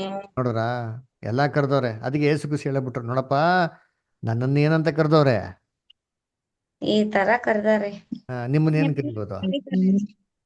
ನಿಮ್ಮನ್ನ ಹಂಗಿರ್ಬೇಕಂದ್ರೆ ನೋಡ್ರ, ಹಂಗಿರ್ಬೇಕಾರೆ ಕರ್ತನ್ಗೆನೆ ಆ ಮರ್ಯಾದೆ ಕೊಡ್ಲಿಲ್ಲ ಅಂತಂದ್ರೆ ಈ ತರ ಯಾವ್ದಾರೋ ಒಂದ್ ದೃಷ್ಟಿಕೋನದಲ್ಲಿ, ಒಂದ್ ಆಂಗಲ್ ಅಲ್ಲಿ ನಾವ್ ಇದೇ ತರ ಘನತೆ ಗೌರವನ ಎದುರು ನೋಡ್ತೀರಿ. ಇದು ನಮಗೇನೋ ಇತ್ತು ಅಂತಂದ್ರೆ ಅಯ್ಯೋ ಇದು ದೇವರಿಂದ ಬರೋಂತ ಒಂದು ಪವಿತ್ರಾತ್ಮನ ಸಾಕ್ಷಿಪ, ಇದು ದೇವ್ರು ನಮ್ಗೆ ಏನ್ ಮಾಡ್ತಾವ್ರೆ? ಒಳ್ಳೆ ಒಂದು ಸಾಕ್ಷಿ ಕೊಡ್ತಾವ್ರೆ, ನಾನು ದೇವ್ರ ಮಗನಾಗಿದ್ದೀನಿ ಅಂತನ್ಬಿಟ್ಟು ಅದು ಎದುರು ನೋಡೋದು ತಪ್ಪು. ಕರೆಕ್ಟಾ? ಕ್ರಿಸ್ತನ್ ಜೀವನದಲ್ಲಿ ಇದು ಯಾವ್ದಾರ ಒಂದು ಸಾಕ್ಷಿ ಯಾರ ಐತಾ? ಇಲ್ಲ ರೀ. ಇದನ್ನ ನೋಡ್ಬಿಟ್ಟು ಜನಗಳು ಇವರು ದೇವ್ರ ಮಗ ಅಂತ ಕಂಡಿಡ್ದಿಲ್ಲ. ಅದರ ಯೇಸು ಕ್ರಿಸ್ತನ್ಗೆ ಏನ್ರಿ ಎಡಗಡೆ ಒಬ್ರು ಬಲಗಡೆ ಒಬ್ರು ಸೂರ್ಯ ಇಟ್ಕೊಂಡು ತಿರ್ಗಾಡ್ತಾ ಏನ್ರಿ ಎಲ್ಲ ಖಜಾನೆಗಳನ್ನ ಎತ್ಕೊಂಡು ಅದರ ಯೇಸು ಕ್ರಿಸ್ತ ರಾಜಾದಿ ರಾಜನ್ ತರ ಲಗ್ಜೂರಿ ಹೋಗ್ತಾ ಇದ್ರ? ಇಲ್ಲ. ಸೊ ಅದೆಲ್ಲ ಸಾಕ್ಷಿಗಳು ಅಲ್ಲ. ಯೇಸು ಕ್ರಿಸ್ತನ ಜೀವನದಲ್ಲಿ ಕೊರತೆಗಳು ಇರ್ಲಿಲ್ವಾ? ಯೋಚನೆ ಮಾಡಿದ್ದೀನಿ. ಅವ್ರ ಹತ್ರ ಖಜಾಂಕ್ಷಿ ಇದ್ದ ಅಂತ ಬೈಬಲ್ ರೆಕಾರ್ಡ್ ಇದೆ ಅಲ್ವರ? ಸರಿ, ಖಜಾಂಕ್ಷಿ ಇರ್ಬೇಕಾದ್ರೆ ಒಂದ್ಸತಿ ಊಟದ ಕೊರತೆ ಆಯ್ತದೆ. 4,000 ಜನಕ್ಕೆ 5,000 ಜನಕ್ಕೆ ಊಟದ ಕೊರತೆ ಆಯ್ತದೆ ಅಲ್ವರ? ಊಟದ ಕೊರತೆ ಆಗ್ಬೇಕಾದ್ರೆ ಯೇಸು ಕ್ರಿಸ್ತ ಹೇಳ್ತಾರೆ, ಹೋಗ್ಬಿಟ್ಟು ಏನ್ ಮಾಡಿ, ನೀವು ಹಳ್ಳಿಗೆ ಹೋಗ್ಬಿಟ್ಟು ಏನ್ ತಗೊಂಬನ್ನಿ, ಊಟ ತಗೊಂಬನ್ನಿ. ಅವಾಗ ಶಿಷ್ಯರು ಏನು ಉತ್ತರ ಕೊಡ್ತಾರೆ? ಸ್ವಾಮಿ ಸುಮಾರು 200 ರೂಪಾಯಿ ದುಡ್ಡಾಗುತ್ತಾ? ಇಷ್ಟು ಊಟ ಬೇಕಾಗ್ತದೆ. ಏನರ್ಥ? ಪ್ರಾಬಬ್ಲಿ ಕ್ರಿಸ್ತನ ಹತ್ರ ಆವಾಗ ಖಜಾನೆಯಲ್ಲಿ ಸಫಿಷಿಯಂಟ್ ಆಗಿ ಅಮೌಂಟು ಇರ್ಲಿಲ್ಲ. ಯೋಚನೆ ಮಾಡ್ರಿ. ಯೇಸುಗೂ ಸಂಘ ಇದ್ರು, ಸಮೃದ್ಧಿಯಾಗಿ ಎಕ್ಸಸ್ ಆಗಿ ದುಡ್ಡು ಓವರ್ಫ್ಲೋ ಆಗ್ತಾ ಇತ್ತಾ? ಅದರ ನಮ್ಗೆಲ್ಲ ಹಂಗೆ ಸಂತೋಷ ಆಗೋದು. ದೇವ್ರ ನಮ್ಮ ಜೊತೆ ಯಾವಾಗ ಇದ್ದಂಗೆ ಗೊತ್ತಾಗ್ತಾರೆ ಅಂದ್ರೆ ಟಕ್ಕಂತ ನಾವು ಎದುರು ನೋಡ್ತೀರ ನಮ್ಮ ಬ್ಯಾಂಕಲ್ಲಿ ದುಡ್ಡು ಬಿದ್ದುಬಿಡ್ಬೇಕ್ರಿ. ಟಕ್ಕಂತ ನಾವೇನು ಎದುರು ನೋಡ್ತೀರ ಅದು ನಮ್ಮ ಕೈಗೆ ಏನಾಗ್ಬಿಡ್ಬೇಕು, ಸಿಕ್ಬಿಡ್ಬೇಕು. ನಾವೇನೆಲ್ಲ ನಾವು ಆಸೆ ಬರ್ತದೋ ಇವೆಲ್ಲ ದೇವ್ರು ನೆರವೇರಿಸ್ಬಿಟ್ರೆ ಆಹಾ ದೇವ್ರೇ ನೀನು ನನ್ನ ಸಂಗಡ ಇದೆಯಪ್ಪ ಅಂತ ನಮ್ಗೇನ್ರಿ ಒಂದು ಪ್ರೂಫ್ ಅಂತ ಅನಿಸ್ತದೆ. ಕರೆಕ್ಟ್ ಅಲ್ವಾ? ನಮ್ಗೆಲ್ಲರೂ ನ್ಯಾಚುರಲ್ ಫೀಲಿಂಗು, ಯಾರೇನ್ರಿ ನ್ಯಾಚುರಲ್ ಆಗಿ ಬರೋಂಥ ಥಾಟ್ಸ್. ಆದರೆ this is not the proof ಆಯ್ತಾ, ಇದು ಒಂದು ಸಾಕ್ಷಿ ಅಲ್ಲ ಅಲ್ವರ. ಅದಕ್ಕೆ ನೋಡ್ಬೇಕಾರೆ ಯಾಕಪ್ಪ ಅಂದರೆ ಇವೆಲ್ಲ ಚೆನ್ನಾಗಿರ್ಬೇಕಾದ್ರೆ ನಾವು ಚೆನ್ನಾಗಿರ್ತೀರಿ, ಇವೆಲ್ಲ ವ್ಯವಸ್ಥೆಗಳು ನಮ್ಮ ಜೀವನದಲ್ಲಿ ಉಲ್ಟಾ ಆಗ್ಬಿಟ್ಟ ಅಂತಂದರೆ ಏನ್ರಿ ಆವಾಗ ನಮ್ಮ ರಿಯಾಕ್ಷನ್ ಹೆಂಗಿರ್ತದೆ? ನಮ್ಮ ರಿಯಾಕ್ಷನ್ ಹೆಂಗಿರ್ತದೆ? ಅಯ್ಯೋ ಯಾಕಪ್ಪ ದೇವ್ರು ಈ ರೀತಿ ಮಾಡ್ದೆ. ಅಂತ ನಮ್ಮ ಜೀವನದಾಗ ಹಿಂಗ ಆತದ ಅಂತ ಅನಿಸ್ತಾ ಅವಾಗೇ ನಾವು ನಿಜವಾಗ್ಲೂ ದೇವ್ರ ಮಕ್ಕಳು ಹೌದೋ ಇಲ್ಲ ಅಂತ ಗೊತ್ತಾಗುತ್ತೆ. ಅವಾಗಿದೆ ಗೊತ್ತಾ ಸಾಕ್ಷಿ. ಅವಾಗ ರಿಯಲ್ ಆಗಿ ನಮ್ಮ ಲೈಫಲ್ಲಿ ನಾವು ಯಾವ ಥರ ನಡ್ಕೊಂಡು ನೋಡಿಸ್ತೀರಿ, ಇದು ವೆರಿ ಗ್ರೇಟೆಸ್ಟ್ ಪ್ರೂಫ್ ಏನ್ರಿ. ಯೋಬು ದೇವ್ರಿಗೆ ಯಾವಾಗ ನಂಬಿಕಸ್ಥನಾಗಿದ್ದ? ಕಷ್ಟ ಬಂದಾಗ.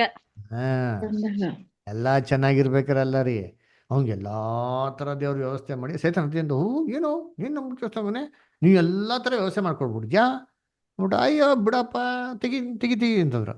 ಅದರ ಬೇಲಿ ಹಾಕ್ಬಿಡಿದ್ಯಾ ದೇವ್ರೆ, ನೀನು ಬೇಲಿ ಹಾಕಿರ್ಬೇಕು, ನಾನೇ ಮುಟ್ಟೋದು, ನೀನು ತೆಗಿ ನೋಡಿಸ್ತೀನಿ ಅಂದ್ಬಿಟ್ಟು ಅಂದ್ರೆ ಆಯ್ತು. ದೇವ್ರೇನು ಮಾಡೋದು, ತೆಗಿಸ್ಬಿಟ್ಟೆ ನೋಡ್ಸೋರು ನೋಡಿದ್ರಿ.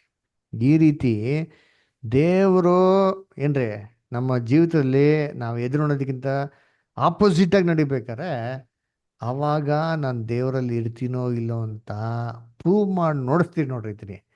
ಅದು ಸಾಕ್ಷಿ ರೀ. ಅಂದ್ರೆ ಎಲ್ಲ ರೀತಿ ಸುಖ ಇರಬೇಕು, ಎಲ್ಲ ನಾನು ಎದುರು ನೋಡ್ತಾನೇ ಆಗಬೇಕು. ಆವಾಗ ಮಾತ್ರ ನಾನು ಏನು ಮಾಡ್ತೀನಿ ಕರೆಕ್ಟಾಗಿ, ಆವಾಗ ಮಾತ್ರ ನಾನು ಕರೆಕ್ಟಾಗಿ ಇರ್ತೀನಪ್ಪ. ಸಭೆಗೆ ಮಾತ್ರ ಕರೆಕ್ಟಾಗಿ ಏನು ಮಾಡ್ತೀನಿ, ಅವಾಗ ನನಗೆ ಏನು ಬೇಕೋ ಎಲ್ಲ ಸೆಟ್ಲ್ಮೆಂಟ್ ಆಗಿಬಿಟ್ರೆ ನಾನು ಕರೆಕ್ಟಾಗಿ ಸಭೆಗೆ ಬರ್ತೀನಿ ನೋಡಪ್ಪ. ಯಾರ ಅದಲ್ಲ ರೀ, ನಮಗೆ ಆಪೋಸಿಟ್ ಆಗಿರ್ಬೇಕು ಕೂಡ ಬರ್ಬೇಕು. ಅನಾರೋಗ್ಯ ಇದೆಯಾ, ಕೊರತೆಗಳಿದೆಯಾ, ಕಷ್ಟಗಳಿದೆಯಾ, ಇವೆಲ್ಲದಲ್ಲೂ ನಾವು ದೇವ್ರಿಗೋಸ್ಕರ ಮಾಡೋಕ್ಕೆ ಇದೀನ. ಜೀಸಸ್ ಬಗ್ಗೆ ಹೇಳ್ಬೇಕಾದ್ರೆ ಬೈಬಲ್ ಹೇಳ್ತಾರೆ ಆತನ ಹೆಂಗಿದ್ದಾನೆ ಅಂತೆ, ನಿನ್ನೇನೂ ಹಾಗೇನೆ, ಇವತ್ತು ಹಾಗೇನೆ, ನಾವು ಹಂಗೇನೆ. ನಿನ್ನೆ ಹೆಂಗಿದ್ರು ಇವತ್ತು ಹಂಗೇ ಇರ್ತೀರಿ, ನಾಳೆ ಕೂಡ ಸ್ವಲ್ಪನೂ ಬದಲಾವಣೆ ಆಗಲ್ಲ, ಹಂಗೇ ಇರ್ತೀರಿ. ಅದರ ನಮ್ಮಲ್ಲಿ ಏನ್ರಿ ಈ witness of the holy spirit ಬರಬೇಕು. ಏನಪ್ಪ ಅದು, ಅದರ ಏನದು ವಿಟ್ನೆಸ್ ಅಂತಂದ್ಬಿಟ್ಟು ನೆಕ್ಸ್ಟ್ ವೀಕಲ್ಲಿ ನಾವೇನು ಮಾಡೋಣ ನೋಡೋಣ, ಓಕೆನಾ? ತುಂಬ ಚೆನ್ನಾಗಿದೆ. ಈ ಲಾಸ್ಟ್ ಒಂದು ಇನ್ಸಿಡೆಂಟ್ಸ್ ಏನಿದೆ ಅಂತಂದರೆ ಯಾವ ಥರ ದೇವರು ನಮಗೆ ಪವಿತ್ರಾತ್ಮ ಮುಖಾಂತರ ಸಾಕ್ಷಿ ಕೊಡ್ತಾರೆ, ಏನದು ಸಾಕ್ಷಿಗಳು ಅಂತಂದ್ಬಿಟ್ಟು ನಾವೇನು ಮಾಡೋಣ ನೆಕ್ಸ್ಟ್ ವೀಕಲ್ಲಿ ನೋಡೋಣ, ಓಕೆನಾ? ಸೊ ದೇವ್ರ ವಾಕ್ಯಗಳನ್ನ ಆಶೀರ್ವದಿಸಲಿ. ಆಮೇಲೆ ಬರೋವಂಥ ವಾರ ಅದರ 25th ಇವರ ಮನೇಲಿ ಫುಲ್ ಡೇ ಮೀಟಿಂಗ್ ಇರೋದ್ರಿಂದ ದಯವಿಟ್ಟು ಎಲ್ಲ ಸಹೋದರಿಗಳು ಏನ್ರಿ ಮನೆಗೆ 25ನೇ ತಾರೀಕು ಬರಬೇಕಾಗಿ ಕೇಳ್ಕೊತೀನಿ. ಯಾರು ಮಿಸ್ ಮಾಡಬಾರ್ದು. ದಾವಣಗೆರೆಲಿಂತ ಬ್ರದರ್ ಸಿಸ್ಟರ್ಸ್, ಮೈಸೂರಲ್ಲಿಂತ ಬ್ರದರ್ ಸಿಸ್ಟರ್ಸ್, ಅದರ ಆನ್ಲೈನಲ್ಲಿ ಮಂಗಳೂರಲ್ಲಿರೋರು ಯಾರೆಲ್ಲ ಇದ್ದೀರೋ ಬ್ರದರ್ ಸಿಸ್ಟರ್ಸ್ ಎಲ್ಲರೂ ದಯವಿಟ್ಟು ಮನೆಗೆ ಬರಬೇಕಾಗಿ ಹೇಳಿ ನೋಡ್ತೀನಿ, ಓಕೆನಾ? ಕೇಳ್ಕೊತೀನಿ, ದಯವಿಟ್ಟು ಬನ್ನಿ. ನೀವೇನೋ ಒಂದಿನ ಮುಂಚೆ ಬರೋಂಗಿದ್ರೆ ಬರ್ಬೋದು, ದಯವಿಟ್ಟು ನಮಗೆ ಮುಂಚಿತವಾಗಿ ತಿಳಿಸಿ, ಅದಕ್ಕಂತೆ ವ್ಯವಸ್ಥೆ ಮಾಡೋಕ್ಕೆ ನಮಗೇನಾಗ್ತದೆ ಅನುಕೂಲ ಆಗ್ತದೆ, ಓಕೆನಾ? ಸೊ ಒಂದು 3 o'clock 4 o'clock ಎಲ್ಲ ಮುಗಿಸ್ಬಿಡೋಣ. ಎಲ್ಲ ಒಳ್ಳೆ ಪಾಠ ಇರ್ತದೆ, ಬ್ಯಾಪ್ಟಿಸಮ್ ಸರ್ವಿಸ್ ಇರ್ತಾರೆ, ಮಕ್ಕಳದ್ದು ಆ್ಯಕ್ಟಿವಿಟೀಸ್ ಇರ್ತಾರೆ. ಇದೆಲ್ಲ ಮುಗಿಸ್ಕೊಂಡು ಊಟ ಎಲ್ಲ ಮುಗಿಸ್ಕೊಂಡು ಸೋದರಿಗಳು ತಮ್ಮ ಮನೆಗೆ ಹೋಗೋದಕ್ಕೆ ಅನುಕೂಲ ಆಗ್ತದೆ, ಓಕೆನಾ? ಸರಿ, ಏನೋ ಡೌಟ್ಸ್ ಇದೆಯಾ, ಏನೋ ಕ್ವಶನ್ಸ್ ಇದೆಯಾ, ಏನೋ ಪ್ರಶ್ನೆ? ಸರಿ, ಓಕೆ. ಕೊನೆಯದಾಗಿ ಒಂದು ಪ್ರಾರ್ಥನೆ ಮಾಡೋಣ.